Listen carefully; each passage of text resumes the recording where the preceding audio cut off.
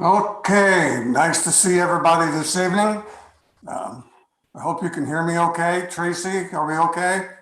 You are fine. All right, great, thank you. Would you take roll, please? Absolutely. Harrington, Here. Hoffman, Here. Pollock, Smith, Here. Wason. Here. Okay, before you use the agenda for this evening, we are deleting item 10, which is the South Slope Agreement. So with that change, I would ask for a motion to approve the agenda as amended. So moved. Second. Moved and seconded. Any questions? All those in favor say aye. Aye. Aye. Aye. Any opposed? Motion carries. Thank you. Consent agenda.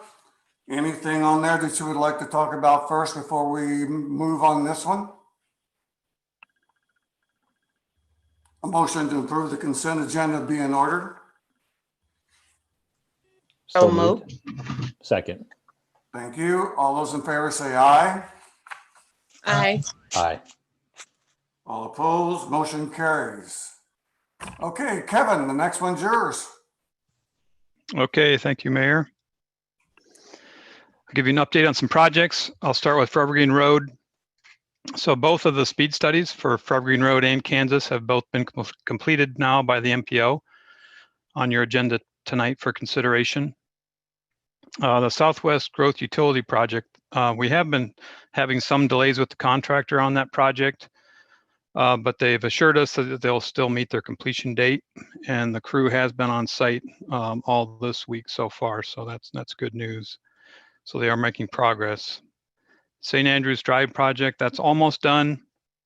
Their punch list is just about complete. There's really two major outstanding items that haven't been done, and they can't until they get delivery on both of them, and they're the permanent lights at the roundabout, and there's a bike fix-it station at the parklet.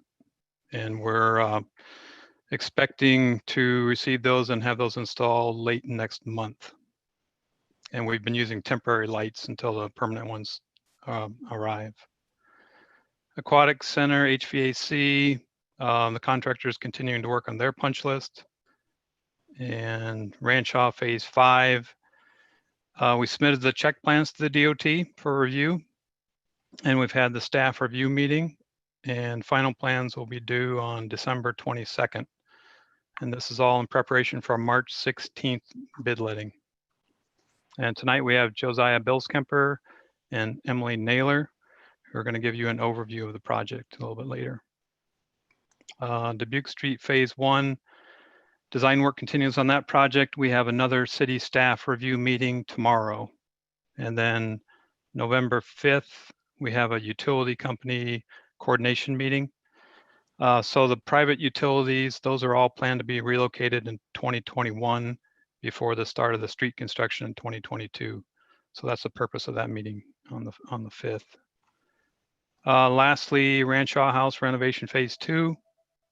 That's going pretty good. Work continues on both the interior and the exterior. They've got all the plaster work done, and about half of the interior painting is done. And they've got the exterior foundation, pipe work, and the prep work for the parking lots done. I was out there this morning, talked to the contractor. They're still hopeful that they're going to get the parking lot done before winter.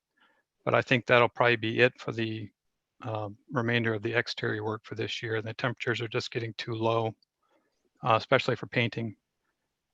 That's final completion of May 30th, 2021. So that's all I have tonight, unless you have questions. Questions for Kevin?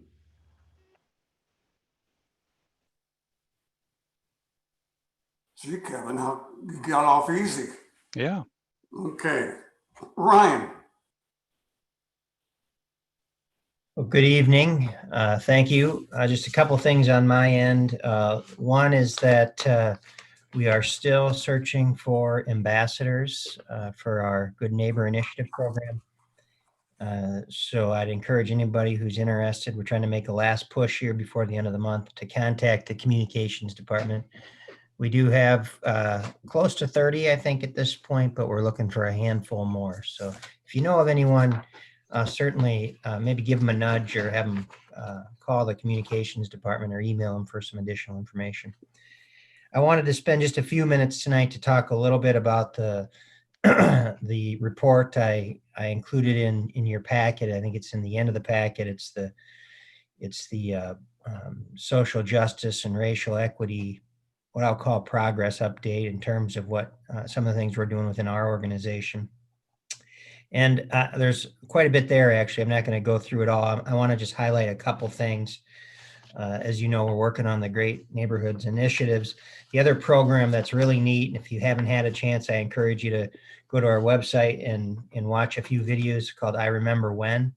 The communications department is working with local or with residents to hearing some of their stories. And it's really, I happen to watch all three of them and they're really good. So if you get a chance, please do that. Some other outreach things, there are a number of outreach things that we're doing. Another one I wanted to just highlight was a number of organizations that our employees, various employees are serving on that benefit underrepresented folks. There's a whole list of them there, different foundations and fundraising groups, and for example, the United Way, things that are really for the greater good. So you might take a little closer look at that. One of the things that impressed me most about this list is just some of the training and awareness sessions that our folks have been able to attend. And now, of course, there's a lot more available out there now, as you might suspect. And so that's allowed our folks to jump in virtually on a lot of these. And so again, a pretty lengthy list that you can peruse at your own time. We're going to be talking about one of these issues tonight on the agenda. Chief Venega is here, and that's the contract with Dr. Chris Barnum. But that was on this list to look at our data and identify any potential disparities in our policing. And then, of course, you've heard us talk before about our relationship with the NAACP. And again, Chief Venega is has really built a good relationship there with the local president. And we're working on different activities with them. One of the most recent issues or events is that the chief invited the president, and he accepted an invitation to some of our in-house implicit bias training and our de-escalation training. So we'll be working, or he'll be able to observe that and of course, ask questions or offer opinions there. Just a few other things that, again, you can take time to read through this at your leisure. But we have been in conversations with United Way about social service agencies housing or having office hours at the Ranshaw House when that's completed. And you just heard Kevin talk about that project. But the thought process would be that United Way would kind of serve as a clearinghouse and help us bring those organizations to the community and set up office hours for them there. The other thing we're working on is we're seeking funding for some office furniture for that facility, some grant funding or some, I think, foundation funding. And then the last thing I want to mention, which is on this list as well as on our goals list that was recently approved that you folks talked about in February, actually, and then approved it in September. And that is establishing a mayor's youth leadership council. Now, the term we used in the goal setting session was establishing a youth council. We can iron out the details on that later, but that is something that once we get the budget put to bed for the coming year, we'll bring back to the city council and talk with a little bit more and get some direction from you so we can move forward with that specific goal as well. So I guess I would, if there are any questions on this, or even if you read it at a later date and have questions, certainly feel free to reach out. Any questions for Ryan right now? I'd just make a comment. Thanks to staff and Ryan for putting those together. It's been a lot of work that's been done around this area. I look now as a counselor to our citizens to really provide input to all of our counselors and our city staff on how this is being seen in the neighborhoods and the streets of our community. How are the things that we're doing, that we've built on, that we've done to make things better? How does that equate now in actions of staff, counselors, police and fire, to the service that we're providing to our citizens? So I'm looking for that input to come to our counselors over the next few months, especially as you start seeing all of these things roll out, and let us know if you're noticing a change, because that's what it's all about. And we need to assure that those changes that Ryan and his staff are making are really hitting in action steps on the street. So we appreciate that, Ryan.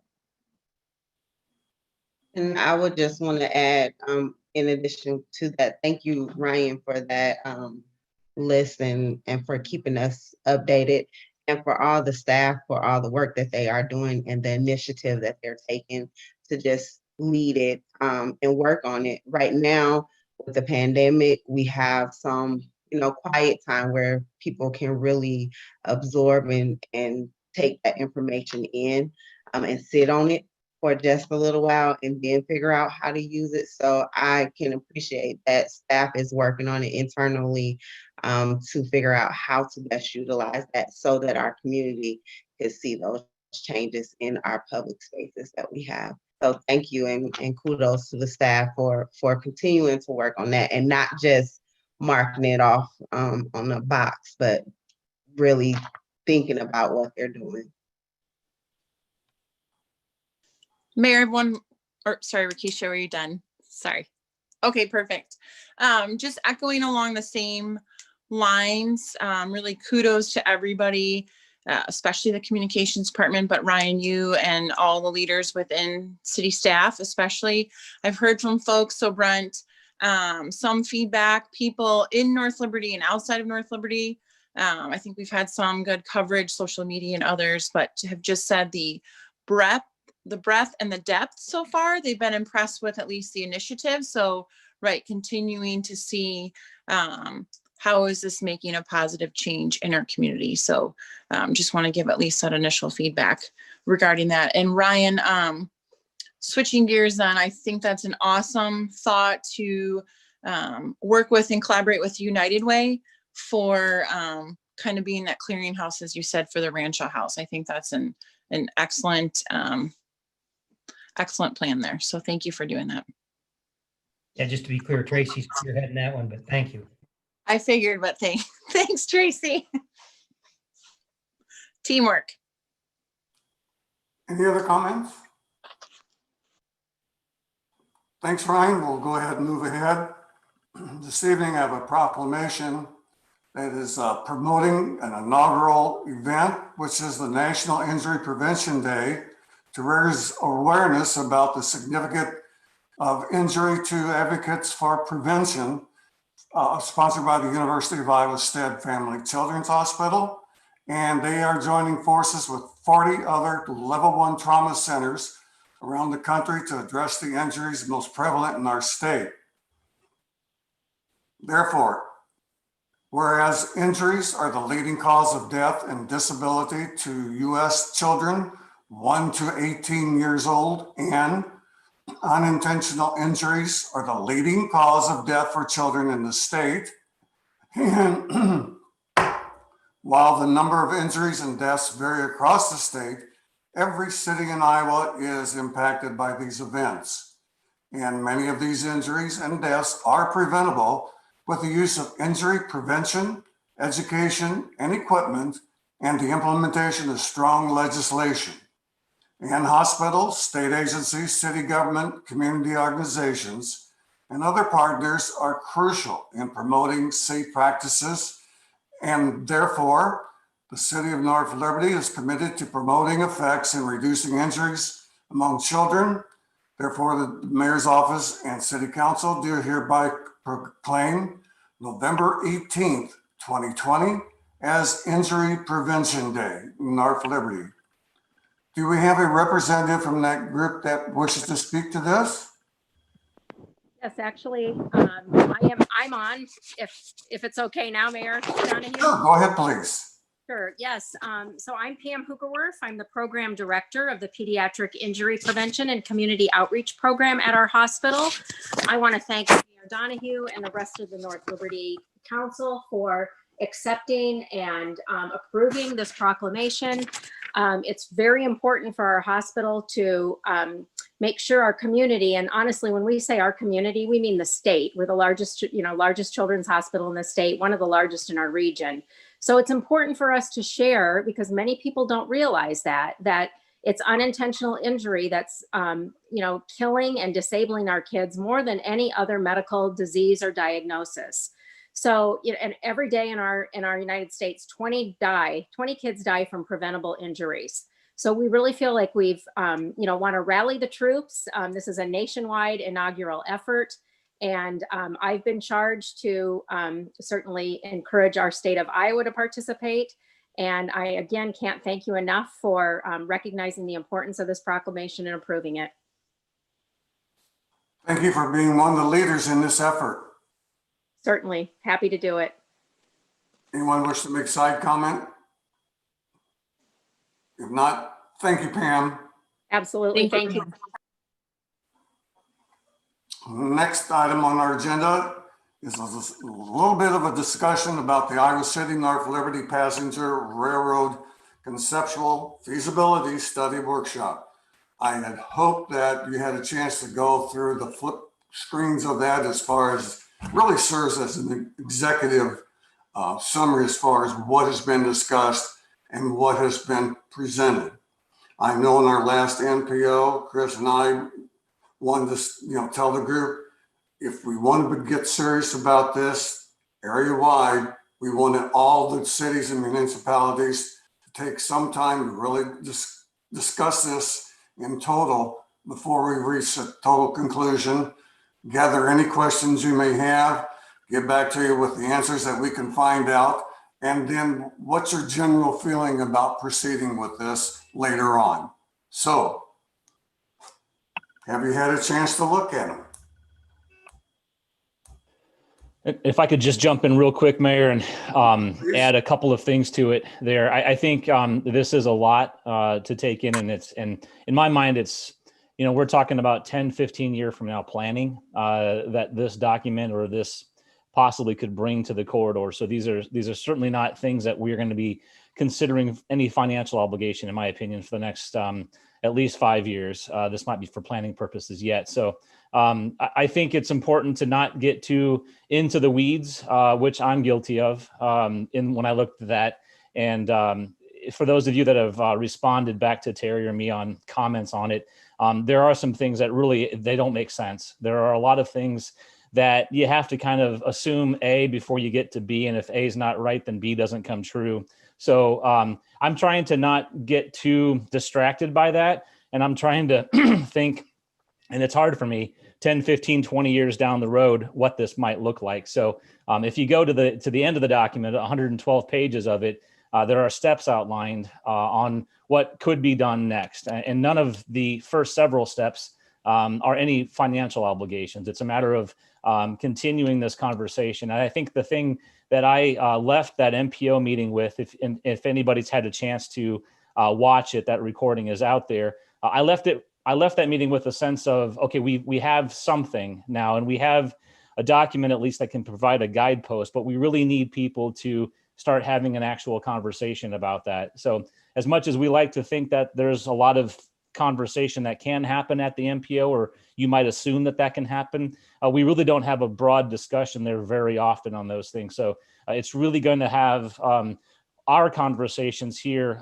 those that you have with your neighbors, that we may have with each other at these council meetings. This is where I think we can probably all start on and building and figuring out if this is something that we want to pursue, and then pass that on to the MPO. So I ask of you, please don't rely upon Terry and I to have an intelligent conversation at the MPO for two reasons. Number one, that's just not what that group does. We don't have a lot of in-depth conversation. And number two, we just have two opinions, and we need your opinions on that. Brent, Thanks I for don't know if that. you had some thoughts.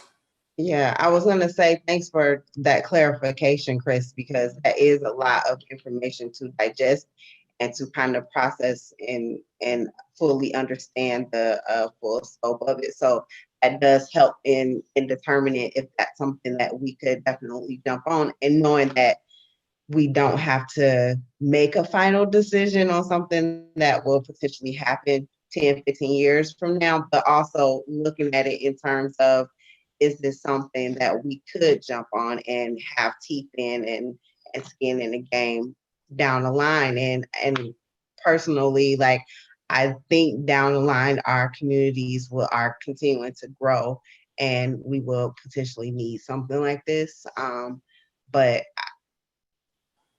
with reading it more and not fully understanding all of the details with it, that's not something that I can make a decision on right now, and I wouldn't do that right now. But I would love to continue to have more conversation and to gather your thoughts, even though you feel you don't have input. You are at those meetings, and you get to hear some of the additional information that we're not privy to. Thank you. One piece that, Go ahead, Annie. so I know it's mentioned, but kind of just hung up on the 1.4 million passengers per year as a forecast, and jumping, almost 28% growth in the following 8 years. That just seems still high to me. So I'm just trying to figure, I think conceptually, it sounds positive, and Chris, appreciate too, continuing the conversation. But that just seems higher to me than I would have ever imagined. Just to be, truthful on that piece. Also, obviously, hopefully, COVID-19, this is once in our lifetime, but does that impact anything? Obviously, we need to plan, greater future here. And the other just thought, at least initially here, is, how does this then, tie into the overall sort of transportation plan? So how are we collectively thinking about that as a transportation as a whole? Not just cars and rails and bikes, but, buses and others modes of transportation as well. So just initial thoughts. And I guess lastly, Chris, your thinking had me just brainstorm here. Do we have opportunities then to open this up, and maybe, it's part of the neighborhood ambassadors or something? Is transportation, is that a forum that we could talk about this and maybe some of those conversations? So just to get different stakeholders involved. Yeah, I think that's a very real conversation to be held with the neighborhood groups. Excellent example. Brent? Mayor, thank you.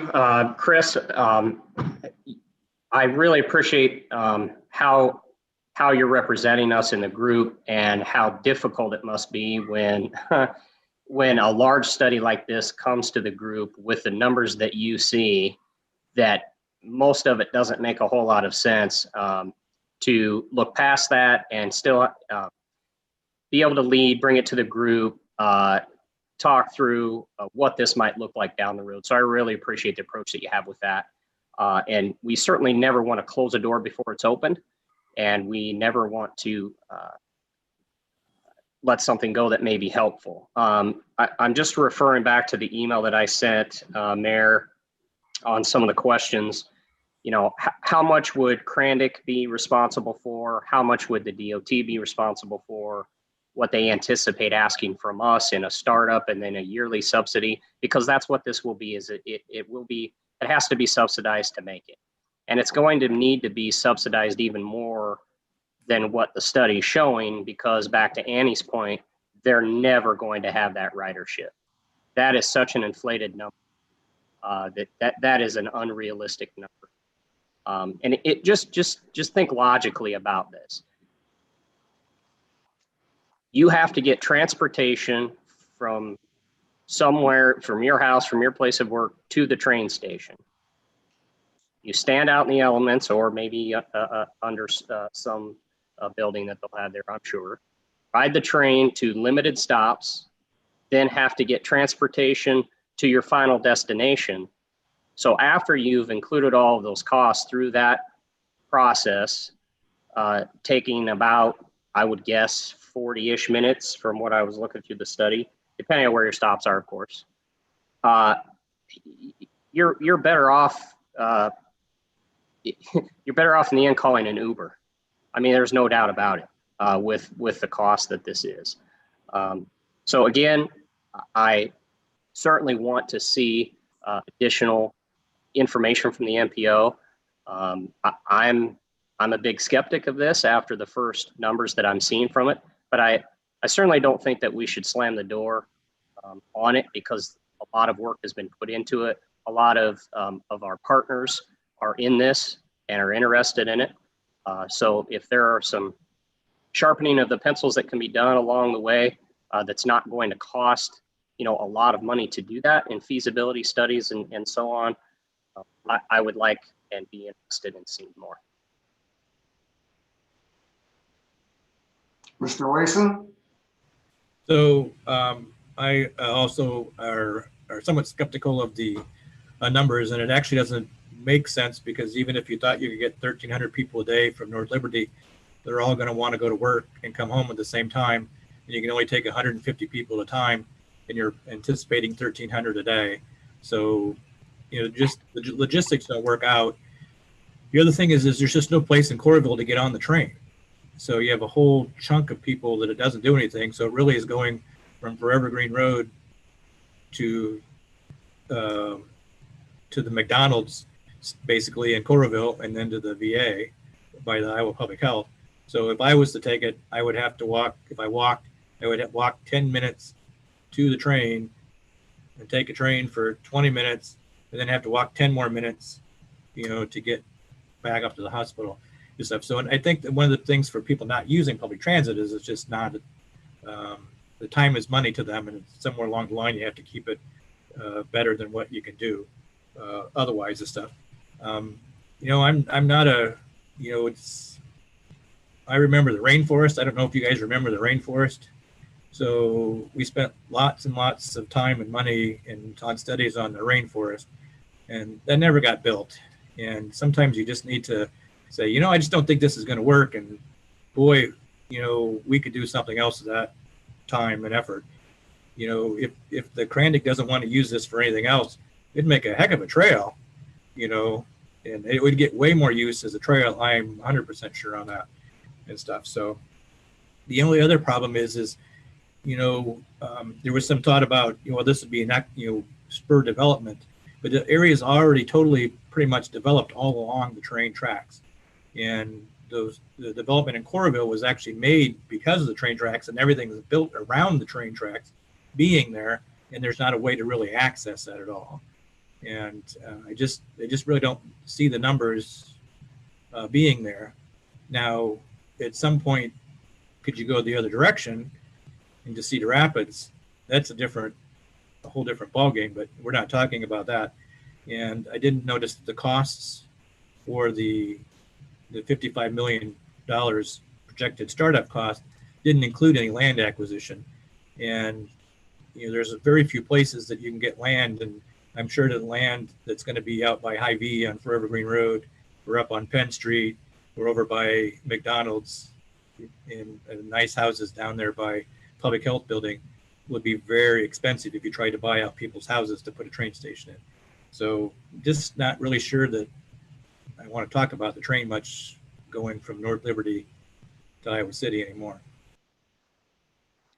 I tried to gain some clarification on some of the numbers, and what they're showing is the numbers like from the Penn Street station that was in there, they're talking about 1,130 persons per week, not a day. But even if you break that down, you're still talking about 226 persons per day on that boarding platform and coming into or going south one way or the other. So I'm having some problems there when I'm running the figures and totals. The expense side still bothers me because with the stations, platforms, again, acquisition cost, who's going to have to pay the construction costs for the stations, for the parking lots, you know the drill, folks. Again, but I really don't want to throw this completely away until we can, get to the point to where we're finally convinced that by all of us that it will work or it won't work. And come up with a stance. So again, I just need your initial impressions. And again, solicit items that you would like to see maybe better refined or talked about. Because this is not going to be a short-term thing that's going to happen. Chris knows that, and it won't be. It's noted that when you go through the figures as far as transportation, 21% of the total ridership boarding comes out of North Liberty. That's a little better than 1 in 5. And, okay, let's see how that really come up. I know they use the standard program that's called STOPS, which is a program that they use in order to come up with these figures. But again, when I look more into it, it's more with major metros and not a quasi tri-city concept with a limited population. So we got some ways to go, but please be cognizant as things come down, and Chris and I can get them out to you and then take it point by point. Yeah, and I'll just put a bow on this if that's okay, you guys. I think we're kind of all on the same page on a lot of these comments. And Brent, I'm going to steal your comment not to close a door before it's even opened, because I know Terry and I we didn't even authorize the city to spend money on this third study that you're looking at right now. So we really didn't feel it was too viable. That was before they added the Penn Street stop, though. The first couple of iterations had it stopping at Forever Green Road, and that really didn't do a lot to help us. So, but I think the first step that they would like all of us in the county to take is to develop some type of a consensus. And I think the developing consensus on what the study results look like. So whether it's cost, ridership, all of those things, I think that's the first thing. So I jotted down things that you've all said, and I'd be willing to, and I'm sure Terry would as well, to bring these comments back to the MPO for discussion. Again, don't hold out that that's going to be a terrific in-depth and we're going to answer and have all of your comments represented there, but we'll do our best. I think the most recent memory of a project like this that when it started, it seemed like a great idea, was that CIT, or that Access Center that is now being constructed. Photos were in the back of your packet. Again, when this was first brought up, there were a lot of questions like this. Cost was something I think we stumbled over for a couple of years before we'd even really say, yeah, this is what we want to do. We felt like it was a good idea, and there was a lot of potential, and it's been proven in other parts of the country. But we spent a lot of time on that. And Mayor, I think that probably took the better part of 5 years, maybe 7 years before it actually went from an idea like this right now to something that you see being constructed. So I think your notes, I've taken all of them, and I think this is what we can build on to try to work with other entities now. I think our stance will be taking it and proceeding cautiously, but delving into specific issues that you need to know more about. Fair enough? Okay, thank you all very much. Okay, Kevin, you're next up again. Renshaw Way, Phase 5. All right, thank you. So this is the new big project for North Liberty for planned for construction next year, Renshaw Way Phase 5. It'll take us from reconstruction from Zeller Street down to City Hall, Hawkeye Drive area. It's about, I guess I don't have the cost numbers handy. I believe the current projection is 9.4 million total project cost. So with us tonight is Josiah Bilskemper. Josiah is a civil engineer, and he was the lead engineer on phase 3 of Rancho Way. And he's going to give you an overview of the major components of the project and show you that. And then also with us tonight is Emily Naylor. She's a landscape architect, and she'll show you a lot of the features for the planned landscaping. So Josiah, you want to take over? Yeah, thank you both for being here this evening. Yes. Josiah? Thanks, Kevin. Thanks, Mayor. I'm going to share my screen here real quick. And is that aerial map showing up for everyone? Yes, thank you. Okay. Yeah, so the phase 5 project is sort of the next step here in the renovation of the Rancho Way corridor through town. This is going to be this is an exciting project, carrying this down through south as we eventually head all the way down to tie into Forever Green Road. I just wanted to show you this overview slide here. As Kevin mentioned, we're going to start here by City Hall at Hawkeye Drive, and it extends north all the way to Zeller Street. Just a few years ago, just north of Zeller Street, that was the phase 3 project where that roadway corridor was rebuilt.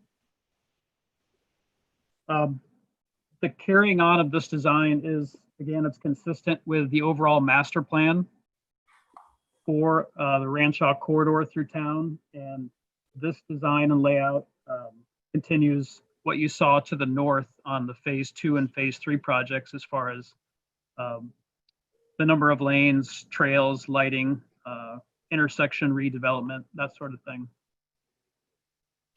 I've just got pointed out on here a couple of highlighted items. Maybe I'll just start here at Zeller. It does include redoing the corner, the landscape, and the pedestrian ramps at this corner here at the southwest corner by Casey's. Of course, it includes renovating the street to 2 lanes in each direction with turn lanes at the intersections. This project does add landscape medians, which I kind of got highlighted in red through here, which is a difference from the previous phases to the north. It continues the 5-foot sidewalk here all along the east side of the road and extends the 10-foot trail all the way down the west side. The overhead utility lines that run along the east side of the project are being, those poles are being removed and the lines being buried. Westwood intersection will be fully rebuilt at the corners. We do have several stormwater biocells laid out here on the project.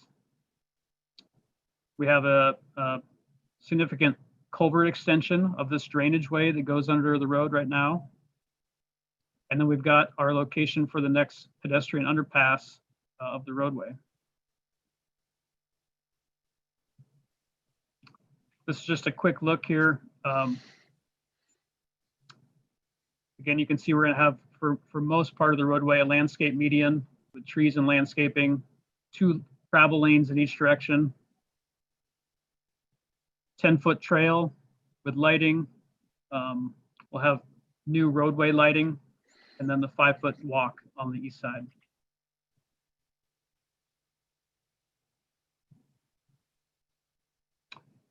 And I'm just showing here a close-up of the Westwood Drive intersection for you to highlight what that looks like being rebuilt.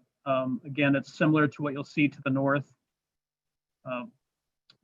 New curb ramps with paver crossings, the pedestrian push button stations located by each ramp, the pedestrian lights and the landscaping and the seat walls around each corner. We're adding a left turn lane here on both sides of Westwood, and also replacing 2 of the signal poles to accommodate that left turn lane. And then new pavement markings, obviously, to go through with that all the way through the corridor. separated left turn lanes at each approach.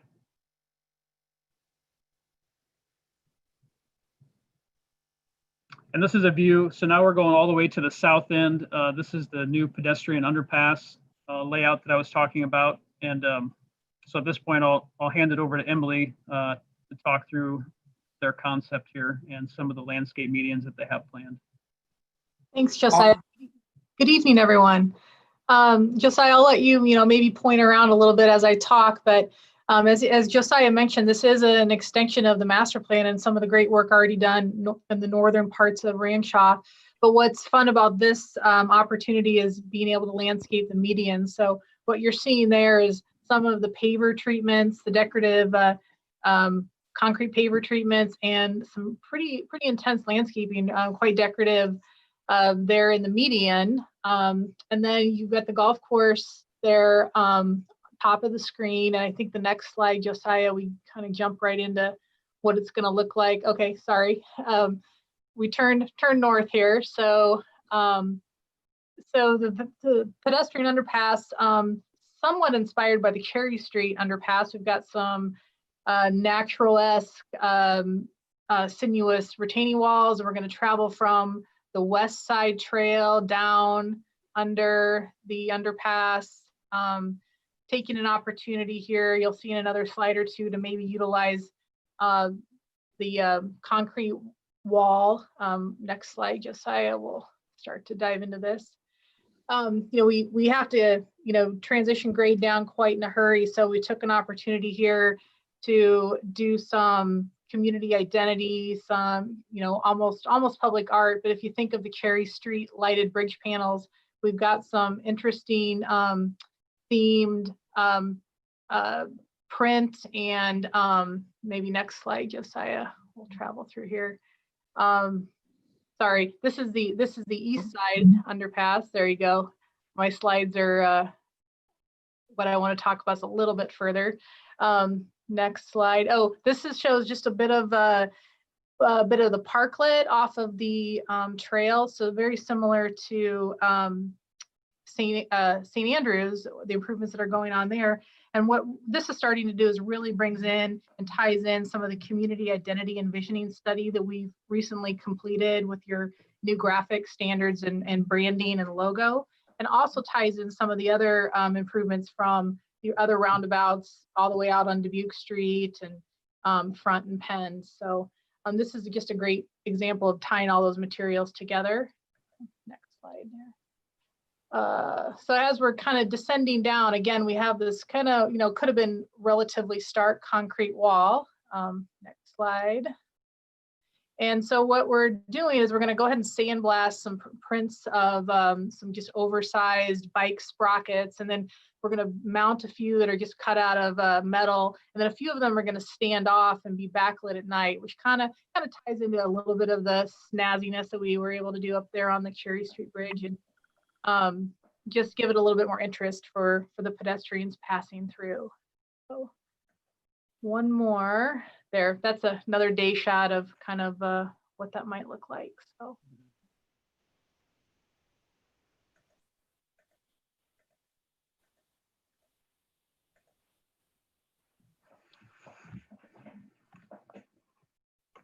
I think that's everything from me. If anybody has any questions, happy to talk about any of the details. Or are the sidewalks that go under the tunnel, the ramp coming down and then going back up, are they ADA compliant as far as, ramp rise? Absolutely, and Josiah probably could answer that even better than me. I think he's had a strong hand in how that complies. So yeah, that's true, Mayor. The length of the trails has essentially led us to the point where we could get it long enough to get those grades correct. Okay, good. Thank you. Mayor, I have a question about the landscape, for the landscape architect here. Fire away. I think it's beautiful. It is eye-popping. It is just very well done. I like that you guys have looked at incorporating our our identity piece that we did not long ago. Just a couple of concerns, and I'm sure you can explain these away. One is the maintenance. That looks like a lot of man-hour maintenance for our parks department. Would that be a true statement or not? Yeah, it's definitely some additional maintenance. I can assure you that we coordinate pretty early and often through the design process. And the plant palette that we are reflecting here is it's an evolution of the plants that Guy is comfortable with, things that we know are relatively bulletproof once established. You know, not a lot of maintenance.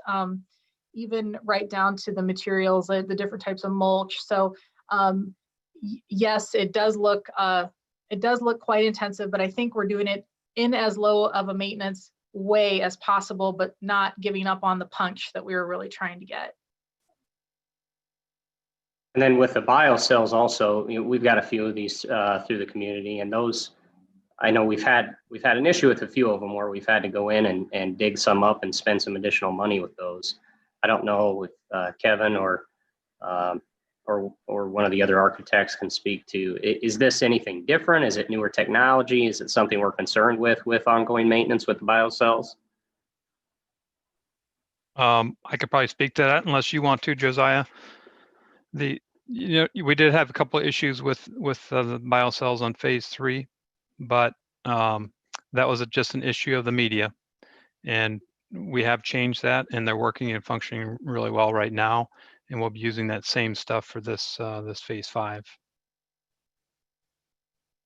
And I would just add to that, as we've looked at our stormwater rate structures and talked internally, it's one of the things we will be bringing in front of the council at some point is to work with a local contractor who specializes in these for maintenance related issues, take a little pressure off the Parks Department for one, but then have someone who has a little more experience with them involved as well. And lastly, Mayor, this is a very much a needed thing down around that area. This will be very nice with the continuation of the trail system that we have here in town, and I think it looks beautiful. Well done. So I just got one quick question: is how did we pick this particular spot to put that here?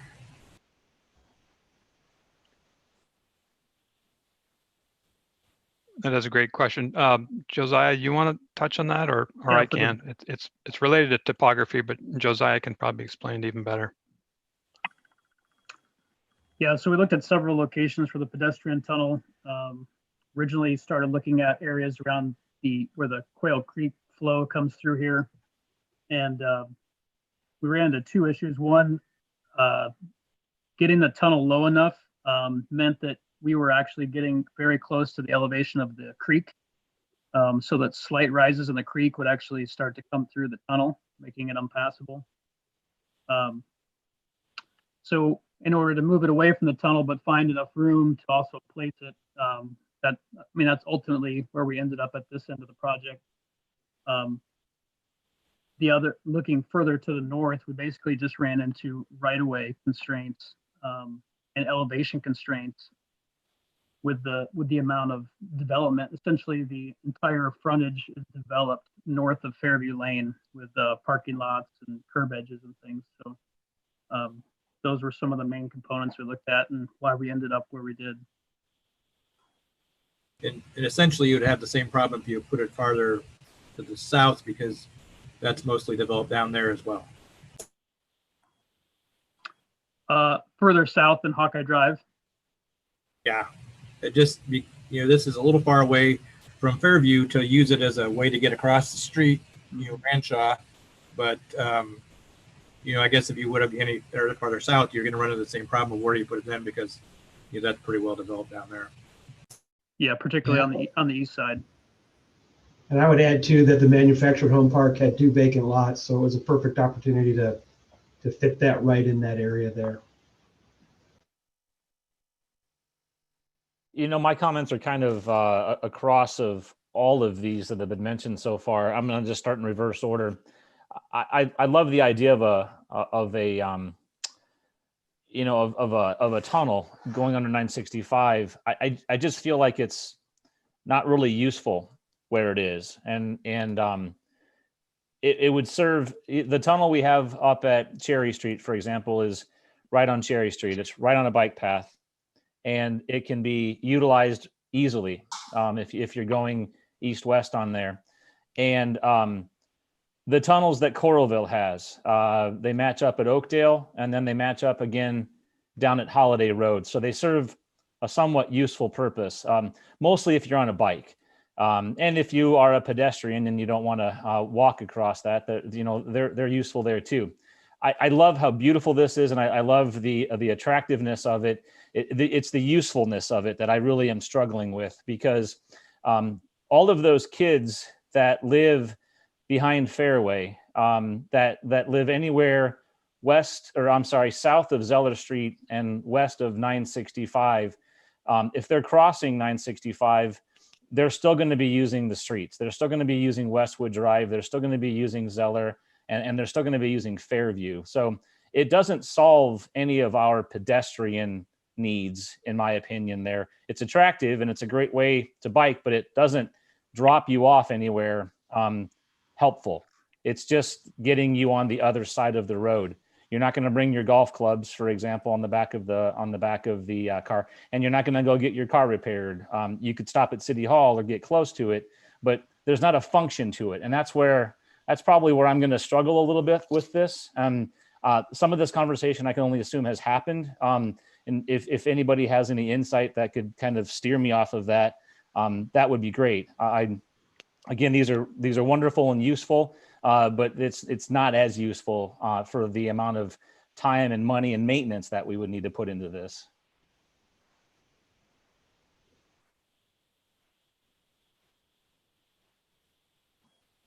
That's a little bit what I was hinting at as well, Chris. I guess I would just jump in, and we talked just a little bit ago about envisioning 10, 15, 20 years down the road, and that's what we're trying to do here. And there's going to be a lot more development to the south someday. And so I do think eventually it will pick up users. I think people made the same argument about the one on Cherry Street, that the kids further south wouldn't be able to use it. And unfortunately, we can't have a tunnel every block. It doesn't make financial sense. And that's why the intersections that are being improved also have push button crosswalks for safe, it's a proven safe traffic signal that will work as well. It's certainly not as safe as the tunnel, but it's obviously technology that works. And so, if we, so that's why, the master plan called for a tunnel somewhere in this phase 3. I believe there's actually another tunnel called for further down. I'm sorry, in this phase 5. If I'm not mistaken, Kevin, correct me here if I'm wrong. I was thinking there was another tunnel. Yes. Yeah. Yep. Further down, but it's unfortunately topography plays a huge role in this, and someday when this is fully built out, it'll be, in my opinion, a well-used feature. Yeah, that's basically the types of conversations that we had early on too. We realized that everyone would want it closer to a fairway, but unfortunately, since it's all built out, it's just virtually impossible to put a tunnel north of Fairview Lane at all, just because of the topography and because of you'd have to buy up a business basically to put a tunnel in. So this was really the only opportunity for a tunnel south of Gulfview Drive and north of Hawkeye in this phase of the project. So it would either be no tunnel at all, and we'd only have 2 in the entire corridor, which would be at Cherry, and then the future one down at Corridor Commercial in the next phase, or have this one. And this would serve, the population south of Gulfview Drive, all that population. Assuming the golf course stays, you're right. I mean, you're not going to use it to probably access the golf course itself, but it does provide another safe crossing of Rancho, rather than just two and one at Cherry and one at Corridor down south. Well, I feel better knowing, yeah, sorry, Brian. I feel better knowing that there's another one coming down further in the next phase, as I think that one will be used a lot. I don't know. I'm just, Brian, I'll turn it back over to you. well, for sure, it will be way more expensive to do it later than to do it now when we have the road ripped up. So. And those were my concerns. I think I was probably one of those parents that fussed and complained about the first underpass being so far away, knowing that the schools were, over there, and there were no more buses that were taking them across Ranstraw Way. So to know that it is another one that will eventually come is reassuring, but yeah, that's concerning if you don't think that it will get as much usage. The landscaping and the layout of it is very beautiful. Like, it is very appealing to look at, and hopefully it will get a lot of more usage than we ideally would think it would. But yeah, that is a lot of landscape, and hopefully being able to contract that work out will take some of it off of the Parks Department. That's a lot of maintenance for that. Kevin, what has this been line itemed? I mean, what's the budgetary number on that tunnel? I hate to put you on the spot. I don't mean to do that, but Yeah, I really don't know. It would take us a little bit of time but we could provide that information. I understand.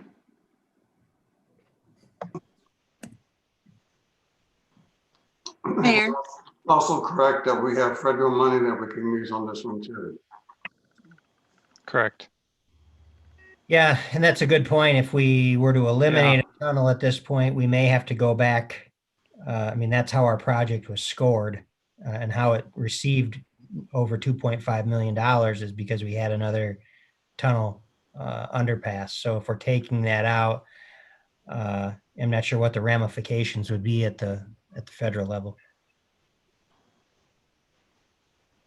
So, well, it is a really good tunnel, and if we need to do it, this is a good plan for it. It really looks good. So, and for sure, if we try to go back and add in later, it's going to cost way more. So I guess we should just keep it going. Yeah, I can tell you that I know the city does receive a lot of complaints or requests for tunnels. And like Ryan mentioned, you can't just put them anywhere. There's only certain locations that they can go. And unfortunately, this phase around that golf course and that culvert area was the only way that it could fit with the topography. So we're kind of limited. Yeah. And Kevin brings up a good point. It's still a safe crossing for them if they need it or want it. And Kevin brings up a good point. I was contacted actually by a resident asking about the tunnel location, someone who must have watched or was looking at the packet online. And I explained to this person what we just explained to you, and her response was, well, that makes sense. She was just glad that there was going to be another underpass. She was supportive of that. So we do hear from folks about it. How much land acquisition are we talking about?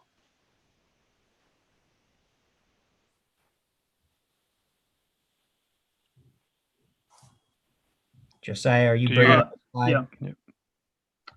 Yeah. For the tunnel? Yes. I'm going to zoom in here. So we're talking about these two currently vacant spots here, and this square of the golf course here. Okay.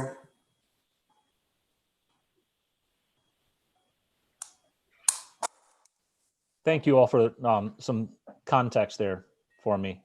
There's not a better place for us to be putting this tunnel. I will probably struggle for a long time. And again, this goes back to the transit committee or the transit discussion, the study, envisioning this space out 10, 20 years from now.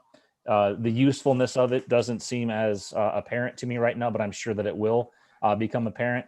But if I needed a space to cross Ranshaw Way, and my tunnel is the best way to do it, if that's my only option, having it there, I think is going to supersede not having it there, in my opinion. So I'm glad for some feedback and some context here on this.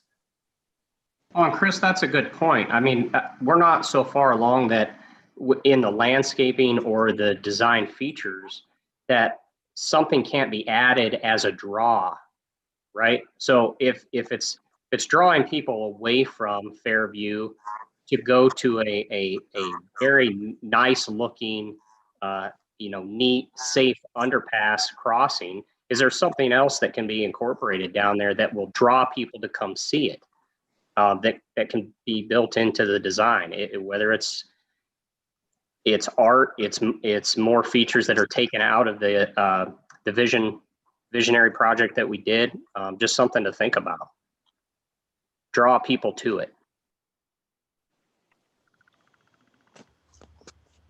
Comments? I think, Mayor, I've got a couple more just Please. to add to the conversation. So Ryan, in your memo, you talked about incorporating some of the ideas generated through the visioning project. I know several of us were a part of that. Is this related to the community part, or just talk a little bit more about that aspect, please? Yeah, so a couple of things. I mean, this would be a great point or point of emphasis on the North Liberty Loop, or a piece of that.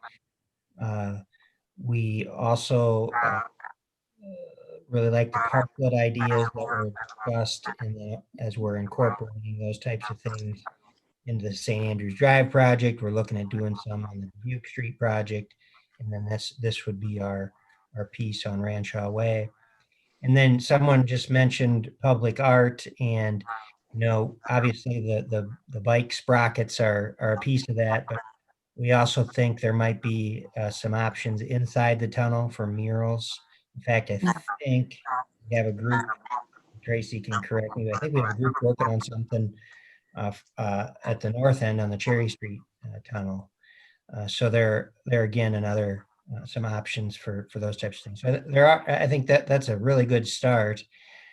And as has been noted here, we have this, we've talked about this in visioning, we've kind of created a plan of sorts, and it'll be a heck of a lot more expensive and probably won't happen if we don't do it along with the project, because it's always fine to find money specifically for those types of things. Mm-hmm. Ryan, can I add one thing? If Josiah could back up to the second graphic where we turned it north. There we go. There is an opportunity we looked at and putting a public art, in the parklets themselves at grade, and then potentially even in the medians. So it just wasn't really in the context of this project, but we left the opportunities there. So basically the landscaped area, Josiah, can you kind of point to, yeah, right there. And then if you draw across to the median where it's just landscape, we kind of left it softscape now, but those are potential opportunities in the future. It's not really a gateway. We're already into the community at that point, but it is a really good opportunity to maybe reinforce, hey, you're more different, you're more special. So that's another starting to set the stage to plan for those next layers of that community visioning plan. Josiah, is there electrical in that median? Is there electrical being run to the median?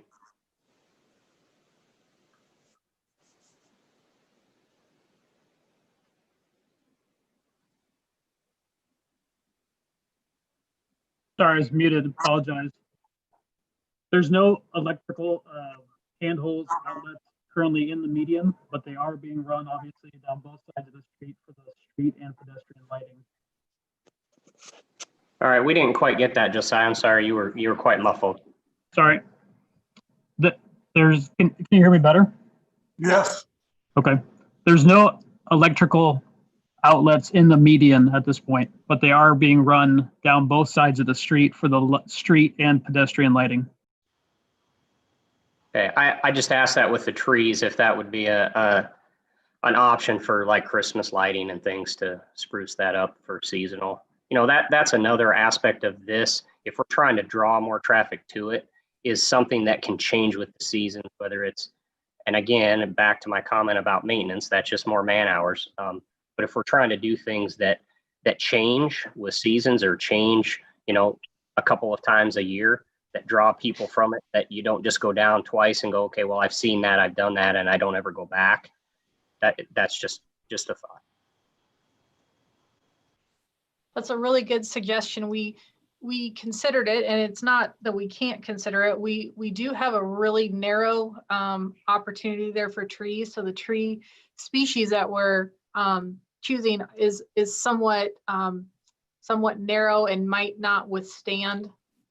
It's not going to be the branching tree like it's that you can get Christmas lights on. So I think that there might be a little bit of a challenge with the species that is going in there. But I think the idea of seasonality is really exciting. And certainly we're going to have the color changing LEDs behind the sprocket, so they can change with seasons or with different themed months, just like the Ferry Street Bridge. So, and then potentially lighting for any future public art or gateway features there, community identity. Yeah, we could also do some solar options in the middle there if we need to, depending on what we're doing. Just maybe one more thing to add. So I like the solar there, Ryan. I'm sure the spacing and lighting, but just being mindful of trail lighting's always, and not always, but something that has come up to us. So just making sure the placement of the poles there looks far for me, but I'm sure it's been, you know, engineered so it hits all the light there for the trail. One thing just to think of, so overall, I think it's beautiful. I love public art, so it was nice to incorporate that. Just thinking of all sort of the layering there. You know, I'm thinking of a neighboring city, in Iowa City, when they built that pedestrian bridge, you know, the skateboards going up. So I don't know if this is something where it would be in lieu of our safety injury prevention proclamation as well. Just folks going to be skateboarding on there. Is that okay? Do we want to encourage that? Do we not? Just something to think about. Good thoughts. There we go. Thanks, Josiah. So even though our computer rendering makes those walls look nice and smooth, they're not. It's very rough limestone. It's not going to be attractive as far as the wall, the more cream colored wall. The concrete wall, retaining wall itself, certainly has got the guardrail up top. Where it's required, and then as it turns along the trail, I'm trying to think of other places where skateboarding activities could happen. Certainly site furnishings are always a concern. We always try to choose that wisely and make that not so attractive. You certainly want to try to avoid those long runs of uninterrupted metal and smooth edges. So good suggestions, and certainly this rendering does make it look attractive, but it's going to be much more rough and natural stone-like, so I don't think it'll be too much of an issue. I figured you thought about all that, but just maybe a different just thought. So thanks for entertaining that. Yeah, thank you. Never to ask the questions, Annie. Anything else, folks? Well, thank you all for your presentation this evening. Really appreciate it, and certainly have a far better understanding of what could be happening in the near future on this one. So, Thank any you. final thoughts? No, thank you. Okay, thanks, Emily. Thanks, Josiah. Going on to our next item. This will be the GIS agreement. Can somebody just speak to what's this for to our public listeners? I'll jump in. So we as city staff, it's been probably 3 years ago, started looking into GIS citywide for our utilities. So water, sewer, and stormwater. And we did seek proposals from several different entities and landed on Midland probably about a year and a half ago now. And they very generously have let us postpone that decision through the budget processes. But we now are at a point in time where the funds are allocated in the current fiscal year we're in. So I reached out to Aaron, and they are now SAM LLC. And same contract, same dollar amount, same staff, just a different name on the letterhead. And we as staff are recommending starting with the water and sewer pieces of this and looking at the stormwater as we go a little bit further ahead when we get the stormwater fees in place. But Oh, we'll start with that. you're telling me that Aaron's the guilty party on this one? Aaron is the guilty party on this one. Aaron, tell us what the benefits of all this will do. Thank you, Mr. Mayor. I appreciate getting to participate in your meeting tonight. I am the business development manager. I've worked with Tracy. We're a full service GIS firm. So the benefit is going to be, we're going to send field crews out to accurately locate and inspect the sanitary sewer system and the water system. We're going to produce a map that's complete and connected with all of the information that the North Liberty staff would like once they click on a manhole to be able to see typical things like pipe size, pipe shape, material of the manhole, if the manhole's buried, how deep is it buried, whether or not the pipe is lined, the general location. It's in a farm field, it's in an alleyway, it's in a citizen's front yard. So all of those type of things, and it's mapped together in a way that's engineering and, that's connected so the engineering firms can pull it right into their modeling software. Our data has been modeled by pretty much every engineer in the state of Iowa. We do a lot of work.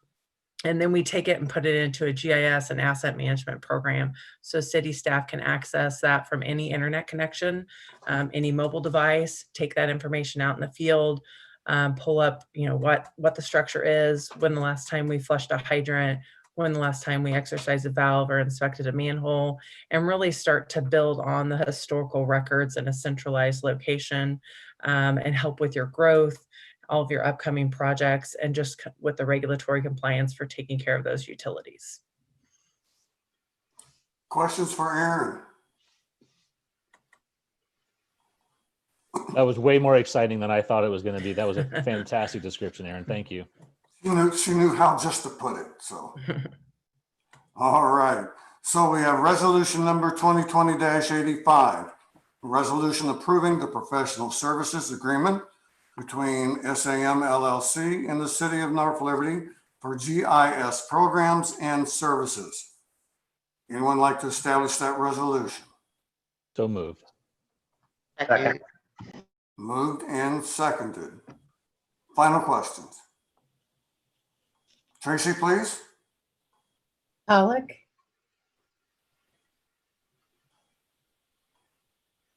I don't see her on the board. me neither. Harrington, Aye. Smith, Aye. Wason, Aye. Hoffman. Aye. Resolution passes 4 affirmative, none opposed, 1 absent. Next Thank item. you. Thank you. Traffic stop data memorandum of agreement. And who can give us information on that one? Well, I'll start, and of course the chief is on the line as well. And this goes back to some of the data that you saw earlier this year that the chief and her staff put together. And our next step here is to work with Dr. Chris Barnum to further evaluate this data. And actually, some of it will be new data. If you might remember, the chief is working with our vendor to try to better pinpoint all stops, not just what we have so far. And so Dr. Chris Barnum then, who specializes in analysis, analytics, will look at that data and tell us where, if any, there are disproportionalities or disparities in our policing. Chief, anything you'd like to add there? Diana? Yes, good evening, everyone, and thank you. So yeah, we saw in our original data collection that we were missing some pieces. And so this form was created in Iowa City. It was created for Dr. Barnum for his study. And, what we expect to get out of this is, now it's going to be kind of more of the conclusions of these stops. So is it going to result in a search? Is it going to result in an arrest, a result in a citation? And then of course the reason for the stop initially. So we're working with our vendor to get it installed. We got it installed this week. Our officers are practicing with it right now. And then we're going to fine tune it to make sure that we're getting the exact type of data that we're looking for. Questions for Diane? Chief, what are some of the things that are built into this to take out the human ability to skew the data? So there is a audit piece as well, and that's kind of been the biggest headache right now. Is anytime there is a calls for service that's created, there's a lot of information that's put in the notes of the calls for service. Well, we don't have the person that can go through and extract all of that individual pieces of data that we're really looking for. So this is a separate piece that an officer, after any contact, takes about 30 seconds to go through, and it really is checking the boxes, but they're required to do it. And number two, they cannot close the form without completing these boxes. There's going to be another component to it, and I'm looking at how that's going to work, and it's really geo-tracking and geo-linking, and that's going to be the biggest part with our vendor. So it's going to link back to our calls for service. We're also going to know the longitude and latitude of where this occurred, and then there'll have to be that audit component where a future lieutenant, another person is going to come in and be able to link back, one, to verify the accuracy of the data, and number two, that they're actually taking the time and completing it. So that's what we're expecting. So there'll be a CQI piece within your command staff as part of that? We're going to have to create that position and start having that auditing component. Excellent. Thank you. Other questions or comments? Yeah, Chief, just to, for everyone else's sake, I guess maybe we know enough, having read the packet and some discussion with you, but could you elaborate a little bit more on what you're hoping to learn as a result of this study and what we're hoping to do here in a contract? And also, is it flexible? Is there opportunity within this contract before the first one is initiated, or after you've done it once? Can you go in and add, supplement, edit? Can we ask for more questions to be answered? I think we're always going to be continuing asking for more. It will be up to Dr. Barnum, and one, we want to make sure that it is empirical based and research based data that we're collecting. With the contract, I think he is also growing his company as well, and we're not the only city that's asking for this from his research group. There's just not a lot of other reputable folks out there that are providing this for local law enforcement agencies, even though there is a high demand for it. With this piece, we do hope to find out if there is any one disproportionate contact, if there's any bias, if there's one officer, if there's one whole shift, if there's one group that's doing it differently than the rest of us. And that's really kind of what we're trying to focus on, that he'll be able to limit by dates, times, individual officer, and then also, again, those outcomes. If one officer stops a person each time and all they get is a verbal warning, we're going to be able to track that a little bit better, and then start looking at the race, gender, ethnicity to see what's going on here. And then the other thing that I think that we've been missing is that search component, or for seizing evidence. We have that documented in a report, and again, but it's not a quick checkbox that we can go and extract that data and then start having somebody look and analyze, and again, back for a shift, the department, and for an individual officer. So kind of excited to see what this is going to show us. Other questions? You have before you resolution number 2020-87, a resolution approving the memorandum of agreement between CR Research Group, LC, and the City of North Liberty. Anyone wish to establish that resolution? So moved. Second. Second. Been moved and seconded. Final questions or discussion? Tracy, please. Hoffman, Aye. Smith, Aye. Pollock, Aye. Harrington, Aye. Wason. Aye. Resolution passes 5 affirmative, none opposed. Next on our agenda is resolution number 2020-88, a resolution authorizing and approving the change of the street name of Ogden Drive and Ogden Court to Ogden Lane and Greenbelt Trail, Part 1, City of North Liberty, Iowa. This is the new subdivision that's next to the Scanlon property, correct? That's correct, Mayor, and we caught this a little late in the process, and I know that Mr. Scanlon wanted to get his plat recorded, but we're really taking a closer look at how we name streets to avoid confusing situations. So we thought it was best to rename this to Ogden Lane before we had any development out there. We worked with the developer, he has no objection to this. Certainly before we get residents in there, we wanted to address this. So we do recommend the street name change. Okay, any questions? Anyone wish to establish that resolution, please? Move.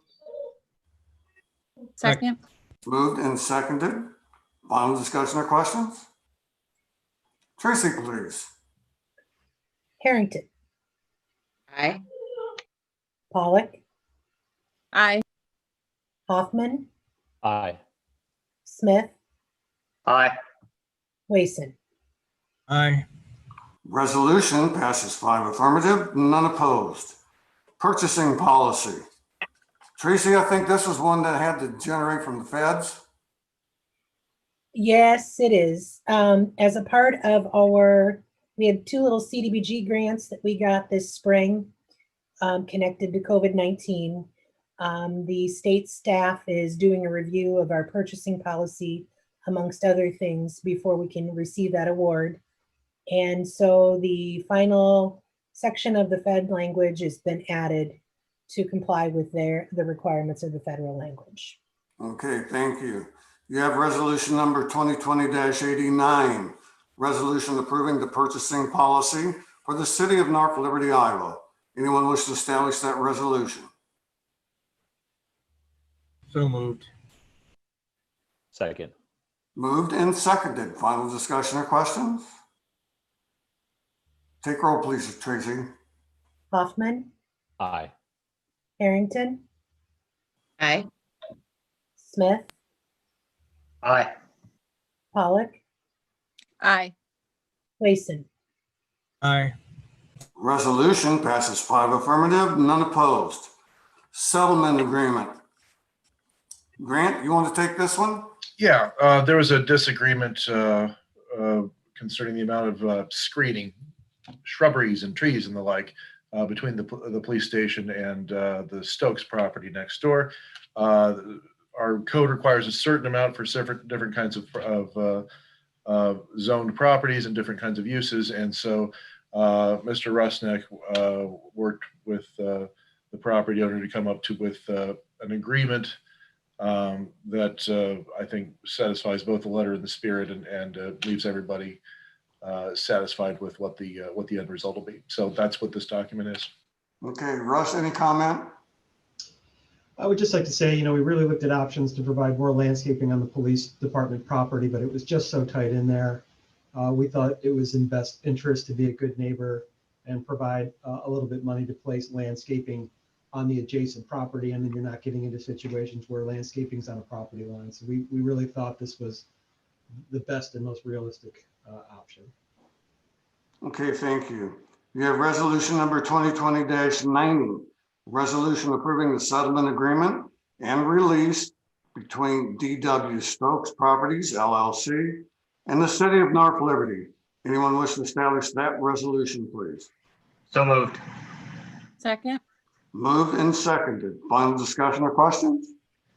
Mayor, I would just say, I know the Stokes, talked to them about this. I know it didn't move as fast as maybe they would have liked, but they have done a lot of work to their office there, making it, doing everything by hand, making sure that the historical aspect of the building has remained as best that they can. So I'm glad that we're able to kind of put this away for them and support them in that manner. Anything else? Tracy, please. Smith, Aye. Harrington, Aye. Wason, Aye. Pollock, Aye. Hoffman. Aye. Resolution passes 5 affirmative, none opposed. Parking control devices. Who's going to take that one? I'll take this one. If I can you see my screen okay? Yes. Okay. Normally what we would do is restrict parking on the north side and the west side of the street. Obviously that complicates things when you have a curved street. So what's happening currently is no parking is on the south side of Oak Terrace and the west side. So the Watts Development Group has a development request to rezoning on today's agenda. They would have no direct access other than an access drive into the development on this side. And so you're able to park a lot more cars on the west side of the street. Moreover, these lots on the east side are duplex lots. They're covered by driveways. So we thought this was, regardless of what happens with the rezoning, a reasonable request, because lot 29 over here is zoned multifamily currently. So even if the zoning change didn't occur, you would have some kind of multi-development with a limited amount of access to Oak Terrace Avenue. So we do recommend that be changed. Okay, questions for Russ? Basically, this is located on the preserve. I think that's Oak Terrace Drive, and this will be more on the western side of the property, just east of the lake.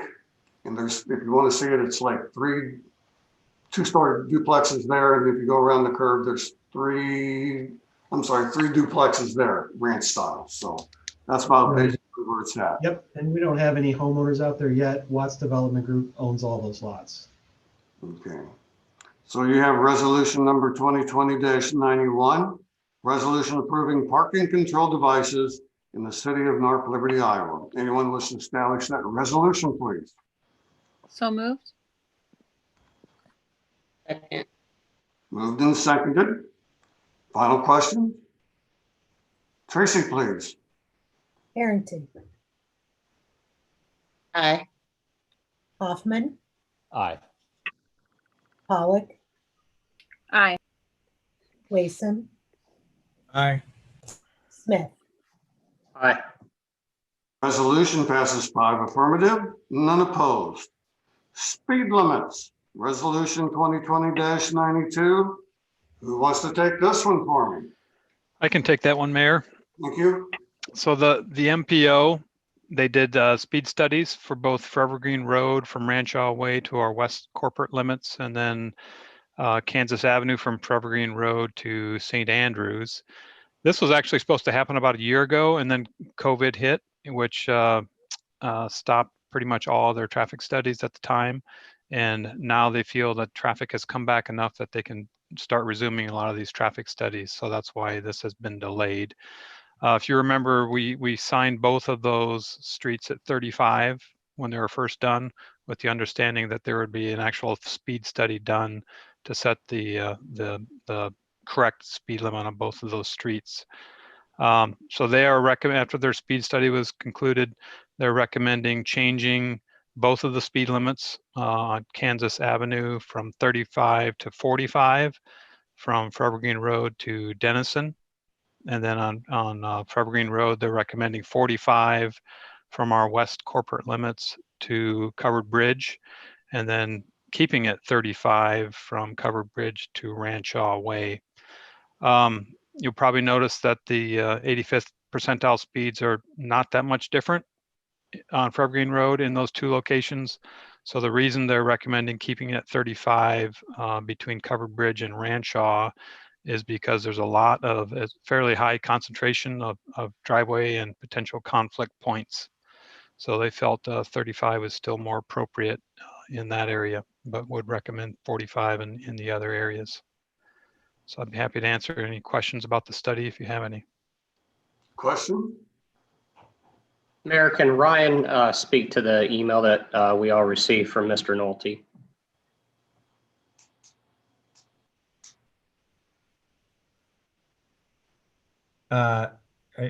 You're talking about the email that the one about this traffic lights on Forever Green?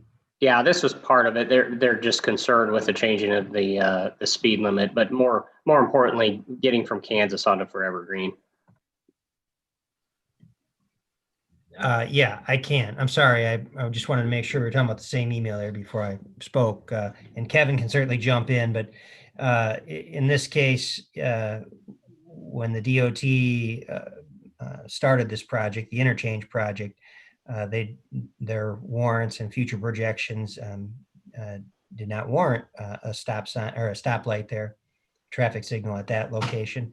We're actually doing a study at the Jones and Forever Green intersection. Again, that one was delayed because of COVID, and we talked about perhaps adding this one to the slate as well. Although it would probably take a while to get done. It wouldn't be able to happen right away. But and what Kevin had said earlier is that the traffic's already going that fast now, so changing this speed limit really won't change how people are accessing Forever Green Road. It's just a matter of changing signs actually at this point. Yeah, that's true. It basically is going to match what people feel safe driving there. I think that's the first complaint we've heard at that intersection so far, at least through the streets department. So, but we will keep our eye on that and have the MPO do a warrant study at that intersection as well. I'm sure as development grows out in that Yes. direction, we'll always review it, right? Correct. Yep. Very good. So you have resolution 2020-92, a resolution approving special speed limits in the city of North Liberty, Iowa. Anyone wish to establish that resolution? So Can I moved. I'll second it. Can I make a comment before we talk too much further? Please. So I'm surprised that the average speed is only 45 miles an hour. I've been passed by people. They're driving down the center line, the median, the turn lanes to get around people. So I know that the police department has been out there quite a bit and pulling people over left and right. My only thought is the putting it down to 35 miles an hour. I think we should move it a little bit farther west, because what's going to happen is all these semis are coming down there and then they're hitting their engine brakes already now in front of our houses to slow down going down the hill. And if we get them starting to slow down before they're in front of everybody's houses, that may be much more quiet. Okay, any other comments? Tracy, please. Wason, No. Hoffman, I like Brian's point. He lives there. I'd like for that to be moved further west as well, for it to slow down to 35. So for right now, I'm going to say no on this as well. Smith, I'm going to go with that same theme, no. Harrington, I would say no as well, after listening to the other viewpoints on that traffic. Pollock, Nay, with the fact of, I appreciate the study and Kevin, your explanation, but I think if slower and we've got the real life example, I'm voting no. So, Mayor, just a quick question. Yes. So I'm sorry, I got a little behind there. I got sidetracked a second. And So if we wanted to reconsider this at this meeting, what is our option?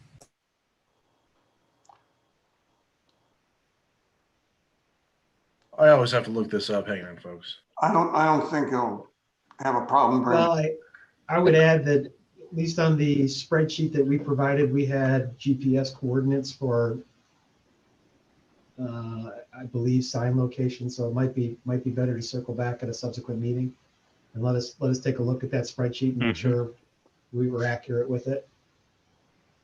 So I can certainly meet with Michael Pentecost and see kind of what we can come with for location of signage. Did you have a distance in mind, Brian? Well, there's a couple of driveways, farm drives out there, a little west of where Miss Old Colony's old house used to be. And so if you put it there, then maybe they'll slow down to 40 by the time they get to the covered bridge. Is there any topography issues out there, Russ, that, you know, if you've got a semi coming downhill, they're downshifting and jake braking anyway?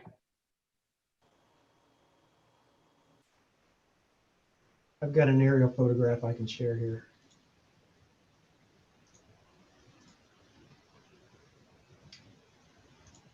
Counselor, just to answer your question, any of the five of you could make a motion to reconsider if you so chose.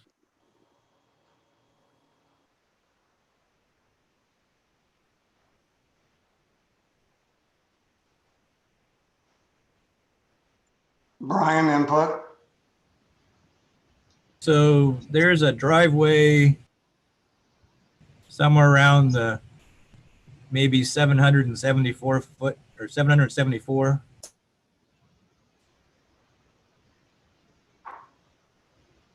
It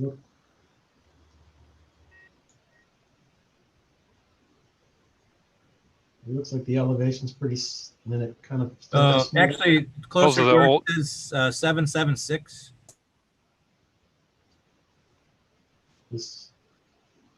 Somewhere in there, there's two driveways just to the west of those. Oh, the field access. Yeah, the field access points.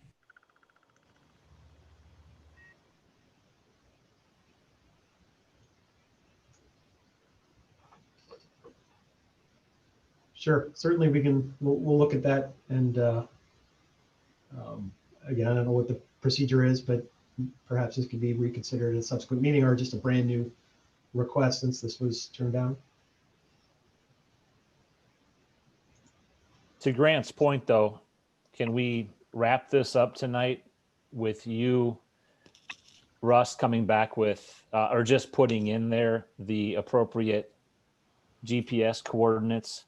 The study itself and the findings, I think we all agree with. I think we're only concerned with just expanding that 35-mile-an-hour zone just a little bit further west. I don't know if it's easier or not for us to come back at another meeting just after you've popped those in, or you know where it is on the map now. Brian, that's what you were thinking. Can we approve this now and have those GPS coordinates changed? And just to clarify, you know, the exact point of where a speed limit changes does not always correspond to where the sign is, if that makes sense. So it may be that the speed limit, and this is just for discussion point, the speed limit may not physically change, but the sign is placed in that location. Or we just say, you know, we want the speed changed at that location and we want the sign there. So just to throw out a couple of options for you. Folks, I don't want to be a Robert's Rules nerd here, but everyone is technically out of order right now. You'll need to, if you want to keep talking about this, the probably best thing to do would be a motion to reconsider. Since everyone voted no, it's closed. If you vote reconsider and it passes with a majority, then you can continue talking about what the other options might be, whether you want to approve it or amend it or table it or whatever you want to do. That would be my recommendation here. Okay. Thank you, Grant. I'll go ahead and call for a roll call at this time. On a I think we already had a. Yeah, the resolution fails, none for, 5 against. Now a motion to reconsider would be in order. I would move to reconsider. Is there a second?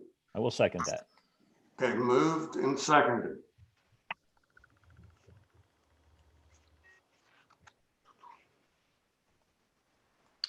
Once the motion to reconsider, if it passes, then the item is back up on for discussion as though it never left.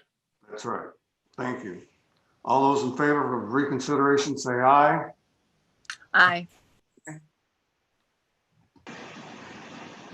All opposed? Nay. Tracy, roll call. Hoffman, Aye. Smith, Nay. Harrington, Aye. Pollock, Aye. Wason. Aye. Motion to reconsider passes 4 affirmative, none opposed. Grant, help me here. We're just back to that same agenda item as though it never been closed. Okay, so we've reopened it. So how do you want to word it? Mayor, for discussion, since we're back to open discussion, the reason I'm voting nay, I think it's just as easy. I don't want to put Russ on the spot. I think he's going to be better off and he's going to feel more comfortable going out there and reassessing and resurveying with Pentecost and coming back at a later date. I don't think pushing this off a few weeks or even a month for them to take a look at it we're not going to be out anything on that. That's why I'm voting for giving the staff more time with the information that we've kind of heavily dropped on them tonight.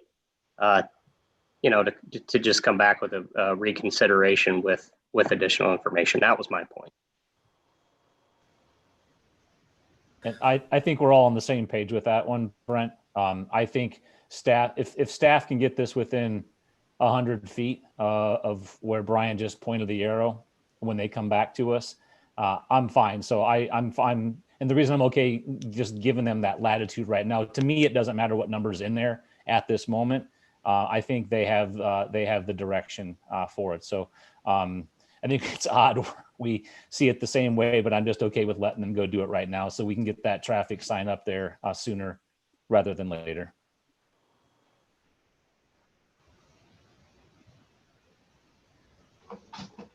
Oh, are you ready to amend the original? Yeah, I'll make a motion that we approve the original, but with the modification that the speed limit change reduction from 45 to 35 happened further west than the covered bridge road. And Russ, you saw it on the screen.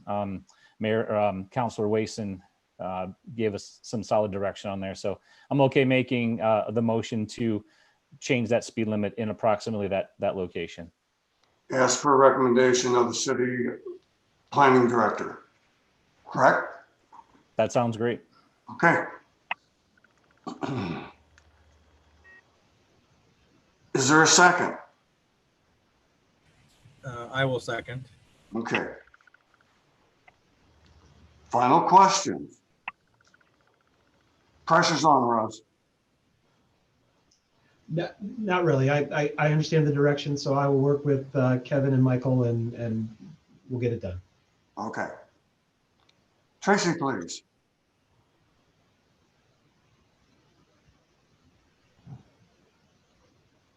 Pollock, Aye. Wason, Aye. Smith, Aye. Harrington, Aye. Hoffman. Aye. Amended resolution 2020-92 passes 5 affirmative, none opposed. Thanks, Grant, for your help on that. Sorry, City cleanup aye. day. Well, we cleaned that one up. What are we going to clean next, Ryan? Okay, well, as everyone knows, we were unable to hold our spring cleanup this spring in April. We were hoping to have it this fall, but between the continued pandemic and derecho, we just aren't going to have time. So what we tried to do is come up with a compromise. It's certainly not equivalent to our cleanup day, and we get that, but at least having some options for our residents. And so what we're proposing is that the council approve the resolution authorizing up to $10,000 in expenses, where we would issue vouchers or 2 stickers to residents. If this is approved, we'd have details coming out tomorrow to the public, but in short, they would do this online, and then the voucher would be emailed to them, or the stickers would be directly mailed to them. And we're actually, we'd be ready to go with this, as I mentioned, tomorrow, but the program wouldn't start until November 9th, ready to go with the advertisement of it. Again, it's not a perfect solution, but we think under the circumstances, it's the best we can come up with for now. And we're eager to see what kind of participation we get if the council decides to move forward with something like this. What I like is that people who don't drive or who may be elderly and can't carry out maybe 300 pounds of stuff, they're giving them at least a chance to get or accumulate some things that they wanted to just get rid of, put the sticker out, put it on the curb so they can have it done. Yeah, and a couple things I would just reiterate while we have the public's attention is, one, if it's something other than a bag of garbage that would go on top of your can traditionally for that extra sticker, that they call Johnson County Refuse to make sure that 2 stickers will cover whatever they want to throw out that's not the traditional bag. And the other note that deserves some attention is, if folks don't have a computer or a printer, they can contact the library directly, and the library will help them with that, so that we can, by appointment, of course, but so that they can take advantage of the program as well. Questions from council? So Ryan, is this 10 grand coming out of the money that's collected off of the garbage? Well, actually, I might let Tracy answer that. It's not an easy yes or no. So we budget $7,500 each year for City Cleanup Day. So we're using the $7,500 that we did not spend last year. Each resident pays 30 cents per month toward Cleanup Day, $3.60 per year. So yes, it's part of it, but. So then, last question: If we allot the 10,000 and only 7,000 gets spent, can the additional 3,000 that's not be put towards cleanup, beautification project of something else? Is there the latitude to do that with the way that these funds are being distributed? It's general fund balance, so Okay. it would be held in the general fund for future projects. Okay, fair enough. Other question? Just a comment more than anything. Ryan and I talked about this as he probably did with all of you at our monthly chat, and I thought this was a great idea, a great solution. And maybe we can do this in the spring and the fall every year in some capacity. I think there's a need for it. My question, and regardless of your answer, I'm going to be in favor of this.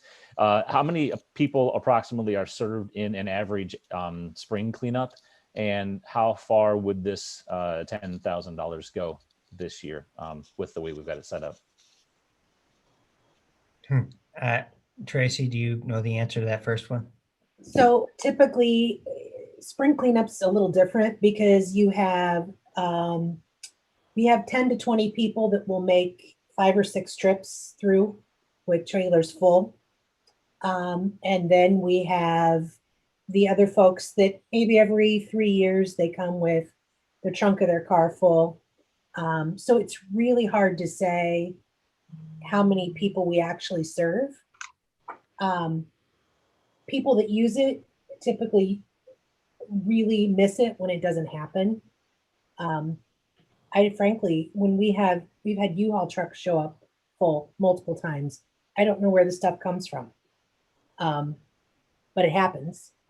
So the $10,000 would allow us to serve, I think we figured out, Ryan, about 1,300 households would be served with this? If everybody did the 750. So 10,000 divided by 750 is 1,333.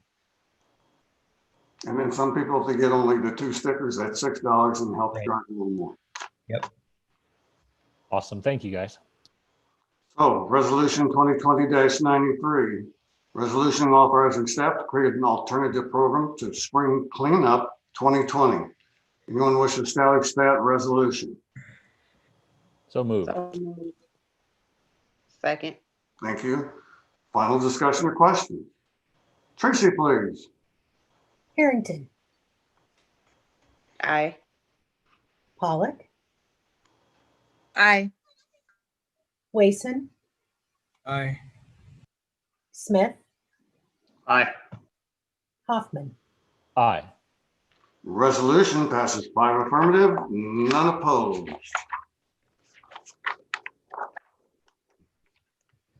Next is the Watts Group Development Rezoning. Russ, can you enlighten the folks and everyone on this one, please? You can. Here's the property highlighted, 7.87 acres. 3.15 is developable. There's a large stormwater pond on this. Currently zoned RM8, which is a multi-unit residence district, up to 8 units per acre. They are requesting a down zoning to RS4 PAD, and that's single unit residence. This is similar to Vintage Estates in that they're requesting the PAD to allow flexibility of uses and dimensional requirements. Essentially, it's 26 single family units on one lot. It would have a private street coming through the middle, and they would have setback reductions along Oak Terrace Avenue and partially on Denison, without driveways connecting to the front. And so this is kind of more of a what we would call a traditional neighborhood development where you have a lesser front yard setback, and they are rear-loaded garages. Comprehensive plan is residential. You really start to see residential with commercial across the street along Kansas. So we would expect this corridor to have higher density residential and commercial uses. Here's our zoning map.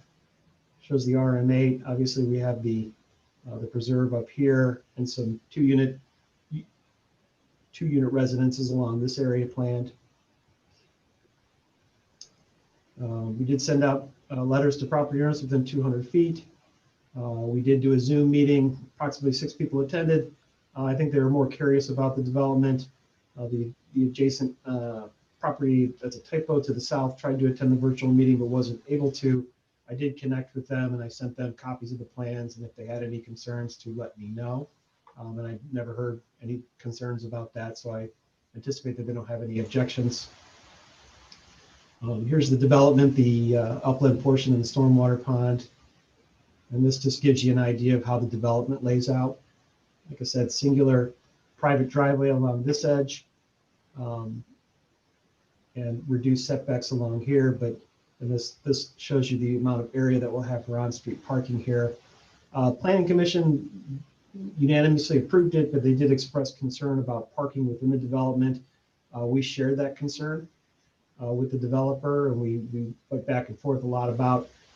Notably, they meet parking requirements, so they have 2 parking stalls in the garage, and we made sure there was adequate space so that there could be 2 vehicles that could park on each driveway, as well as their request to allow on-street parking. We estimate they'd get about 20 vehicles to park in this location.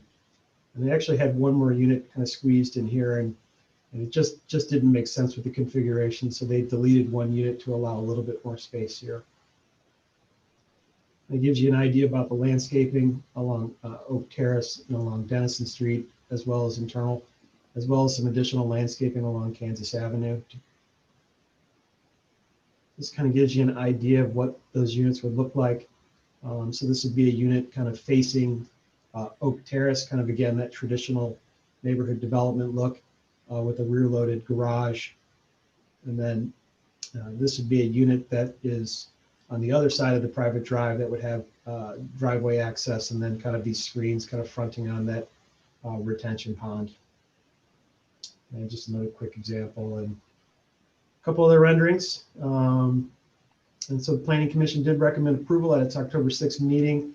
They recommended approval subject to the 9 conditions that I have shown here. Several of these conditions have already been met, and the other conditions that we will just ensure as the development proceeds and through the building permit process.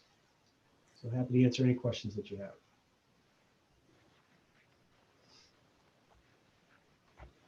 Okay, now we'll call for a public hearing regarding the proposed rezoning.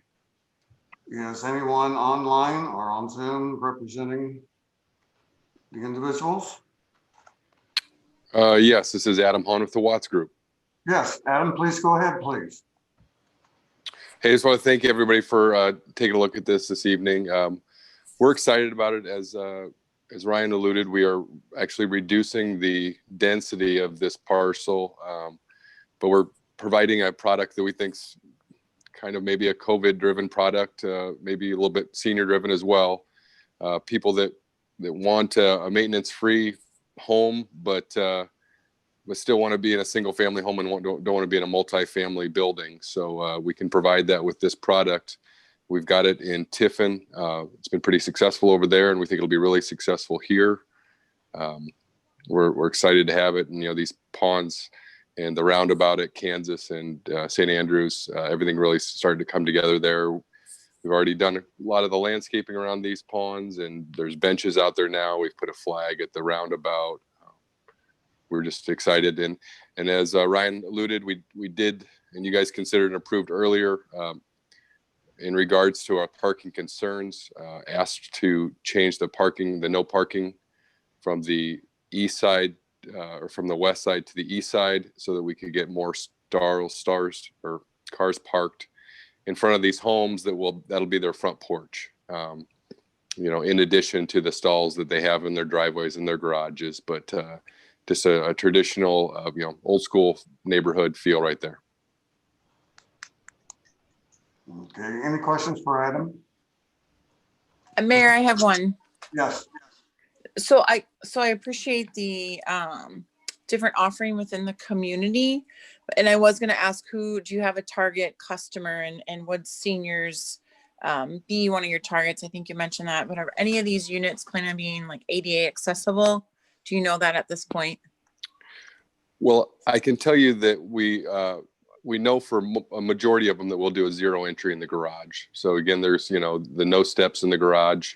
It's the first step for us. And all of our plans are designed to where they can easily be converted into an ADA accessible unit. All of the master bedroom and master bathroom doors are overframed to 3.0 and easily be converted to a fully accessible. We do anticipate some seniors liking this option.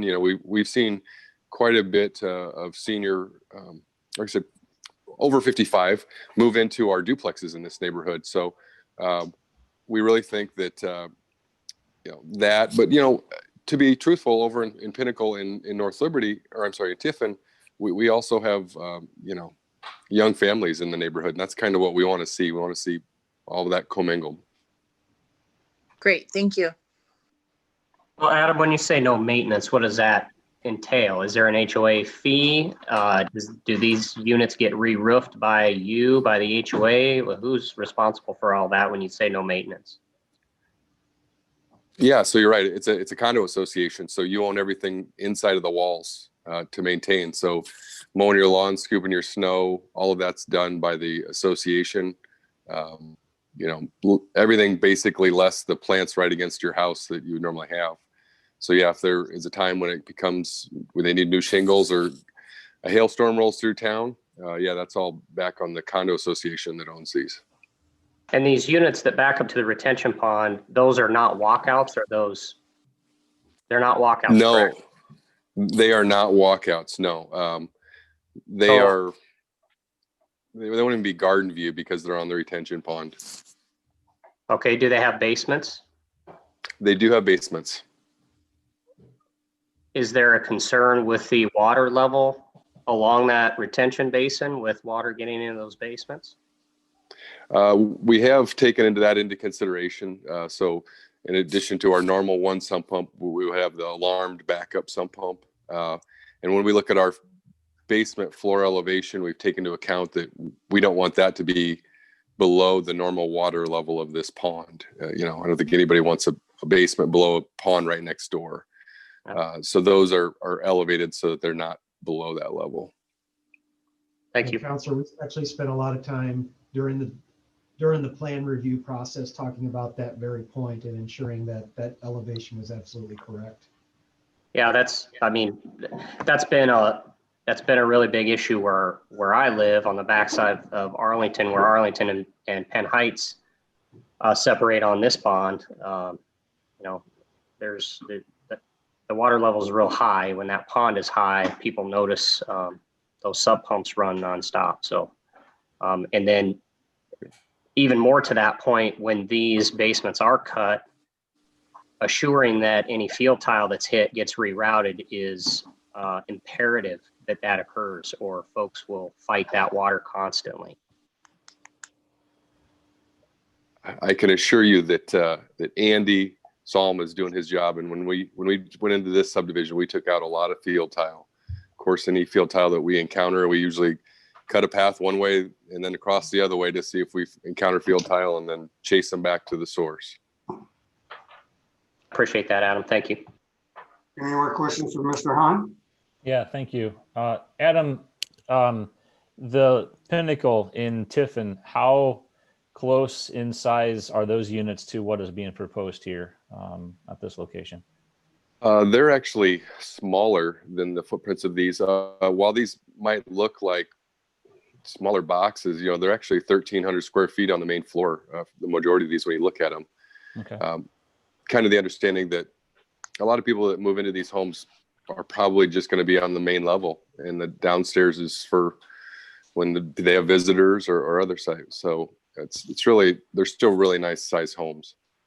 Okay, yeah, that was a nice surprise. I was able to look this up while you were talking with other counselors right here. Those do look a lot better in those photos anyway on the website than these images do. These squares do on this site here.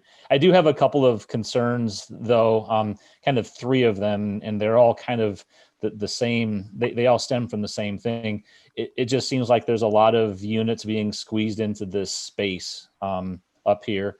The sidewalk, for example, is on one side, which I understand, which happens here, but it's not really a sidewalk. It looks like it's just an extension of the street, and walking on it wouldn't be my first choice, but it would be the only choice of those homes, in 1 through 16. Now I know that you're limited in the back because those homes can't go any further to the west. Is there any room to move that sidewalk and separate it from the street unit itself, like you would see in a traditional neighborhood? I think we do have space to do that. The reason that we probably pushed that closer was to ensure that we had that space behind the back of a car parked in the driveway, to make sure it wasn't hanging out onto the sidewalk. Again, with the tight constraints that we've kind of put on ourselves in this lot. Right. And that's going to be the common theme for these three questions that I have here for you. So the other one is about snow removal. This will not be the city's responsibility. Obviously, it's a private drive. Where is that going to go? Because of, it's basically driveways and street right there. Yeah, you're right. Snow removal, normally you're going to want to push it to the east and to the south. In this subdivision, as you've mentioned, our largest open area is in the inside of the corner there, and I can imagine that we're going to have a pretty decent mound there if we get our snows that never melt. Yes. Right. And then the third one is something that we've already gone over, and we've approved the street, the parking out there. And I guess what I don't like about it is that this development now is naturally going to be taking public street, and only half of it's going to be usable. And now it's going to be necessary, or not necessary, but it's going to be kind of, it's for this development on there. So on the whole, like I said, it all stems from the fact that you've got a lot of units that you're trying to cram into this corner right here. And I apologize, cram is not maybe a great word for it, but oddly enough, I would probably prefer more multifamily housing in this corner here, whether it's 2 or 3 story. You let all of those folks park off of the street, give them enough spaces to park in there. You get I don't know, 3, 4, 5 buildings, and there are 2 buildings. I don't know what it comes to. I'd prefer to see that type of development in this space. I think the 3 things that I'm concerned with here really can't be solved for by re-engineering this space in this pad development, just because there's not much to offer right there. So the sidewalk is the least of the concerns, but having the place to put snow, again, isn't going to be our responsibility. It's not going to be on us as a city to find a space for that. That'll be on this homeowners association.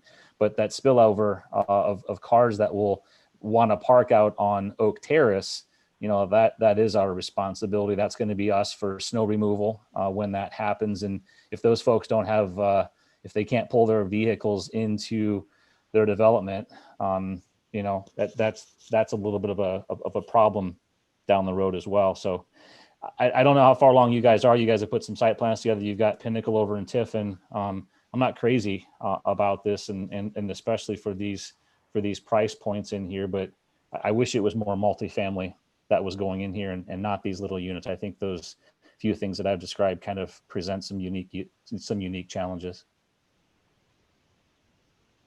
Okay, other comments? I just got a question, maybe Reinhard can answer. If this was RS4, like traditional RS4, how many units could you really get in there? I don't know that I can answer that, just because RS4 would require individual lots. And so I don't know that you would have the depth to put a road down the middle. So you would essentially have a limitation of just longer lots fronting on Oak Terrace. So you're probably talking maybe 10 tops.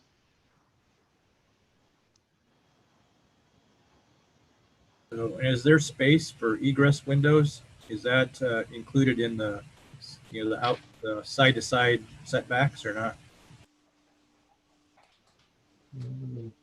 Yes, there is. And we've looked at that on what side of the house those egress windows go on as compared to the sidewalks and stuff like that, to make sure that we've got that space for an egress window well.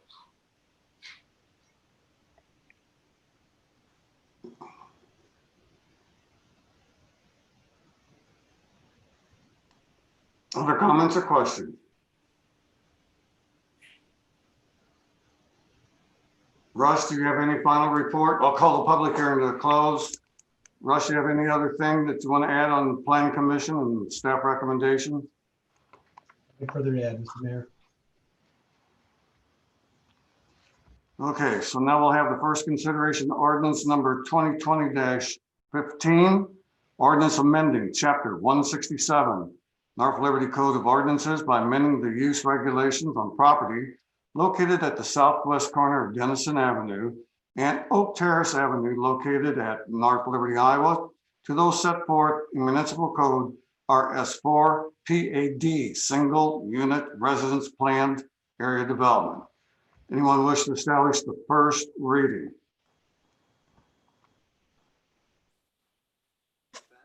So moved. Is there a second?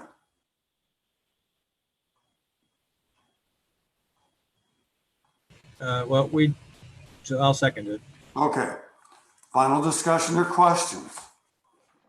Mayor, I'm just going to turn to Russ one more time.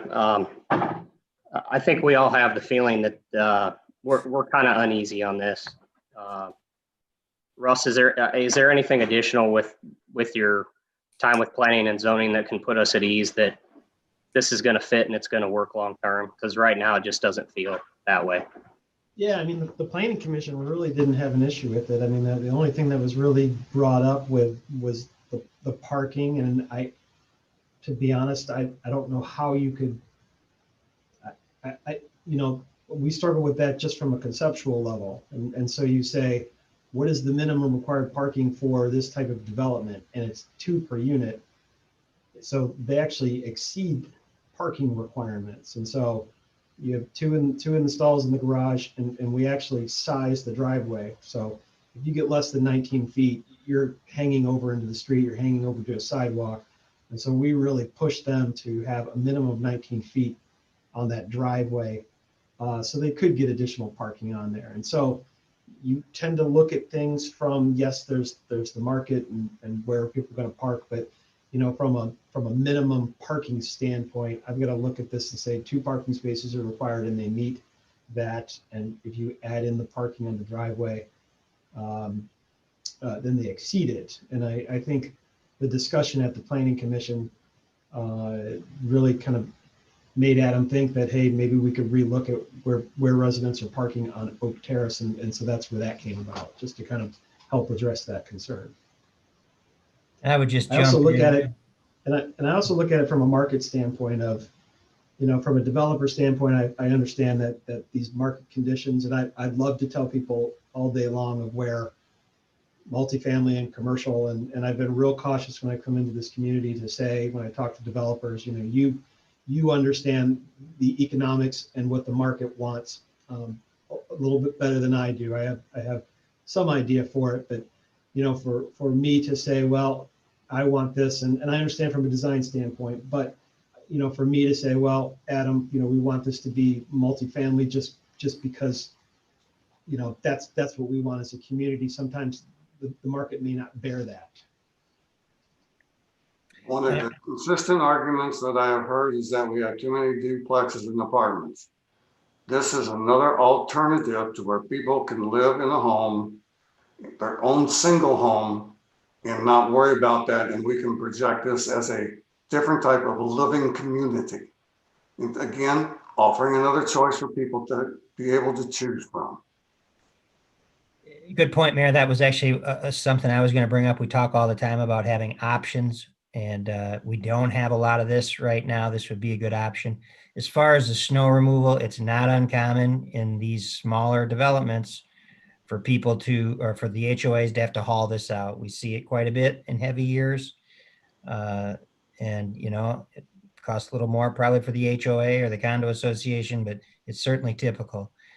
And then I don't see a lot of difference in the parking versus a regular residential street. And I anticipate, based on what Adam said, the market is here, you're going to have people probably using the garages versus, using it for storage, using the garages for the intended purpose versus storage.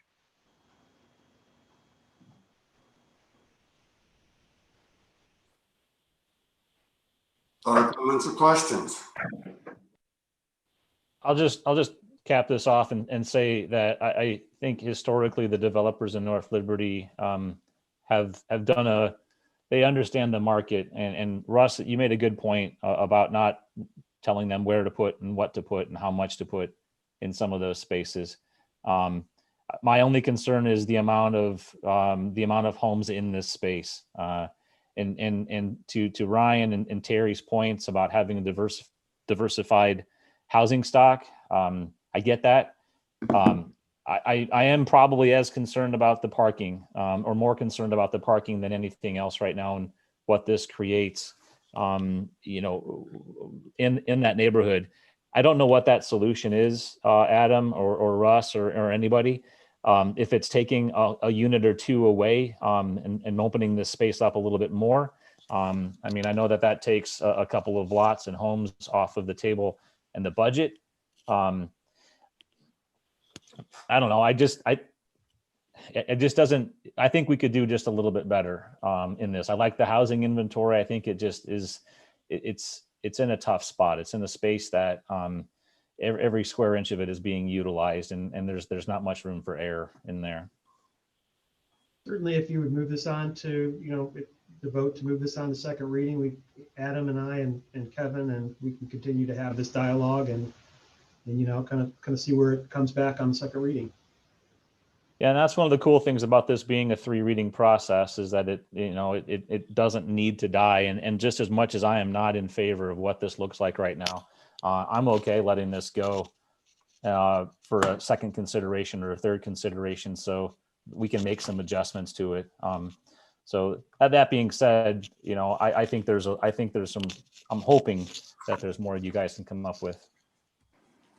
Chris, I'm in agreement with that. My concerns, I have heavy water concerns on that detention pond because I live in the situation right now.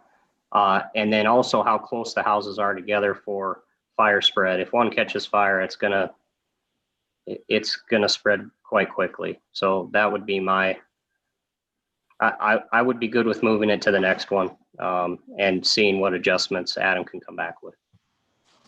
Brent, I was actually going to ask your opinion professionally, from, firefighting, if you had concerns with the proximity of the lines of the homes.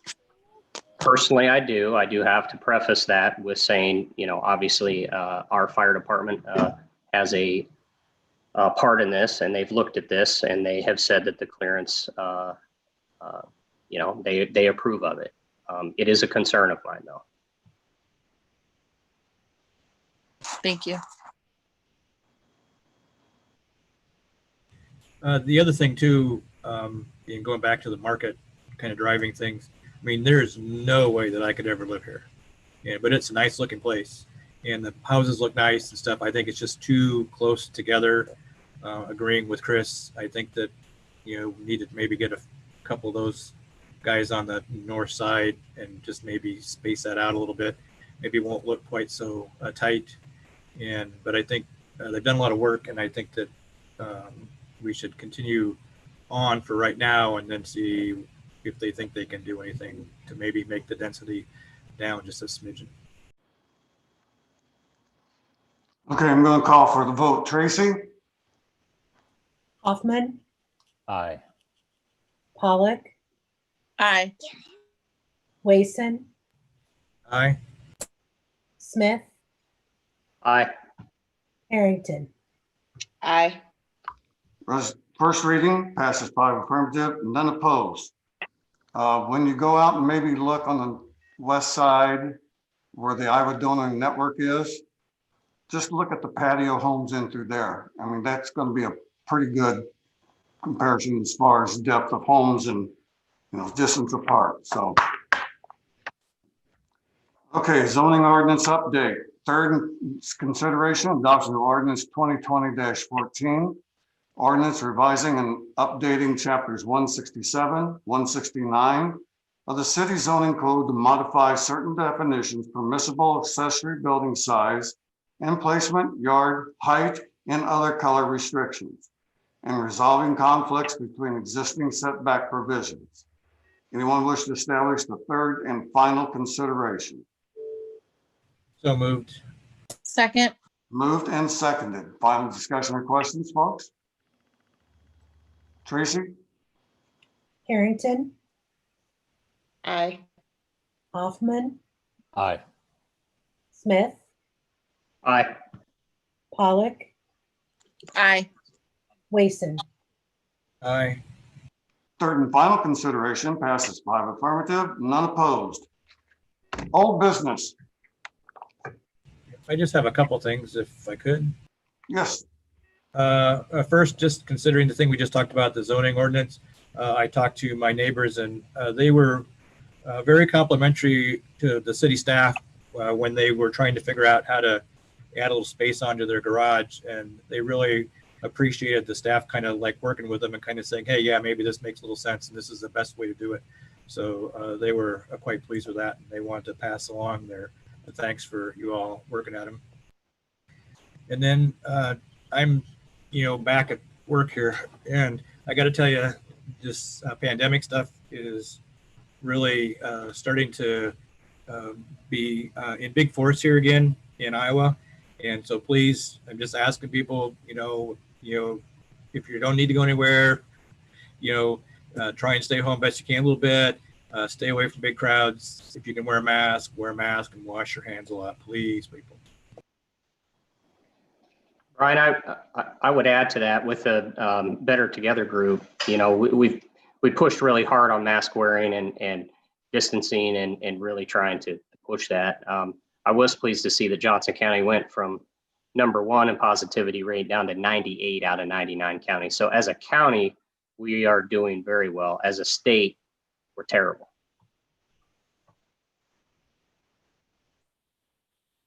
Anything else? New business. Mayor, I have a couple. Yes.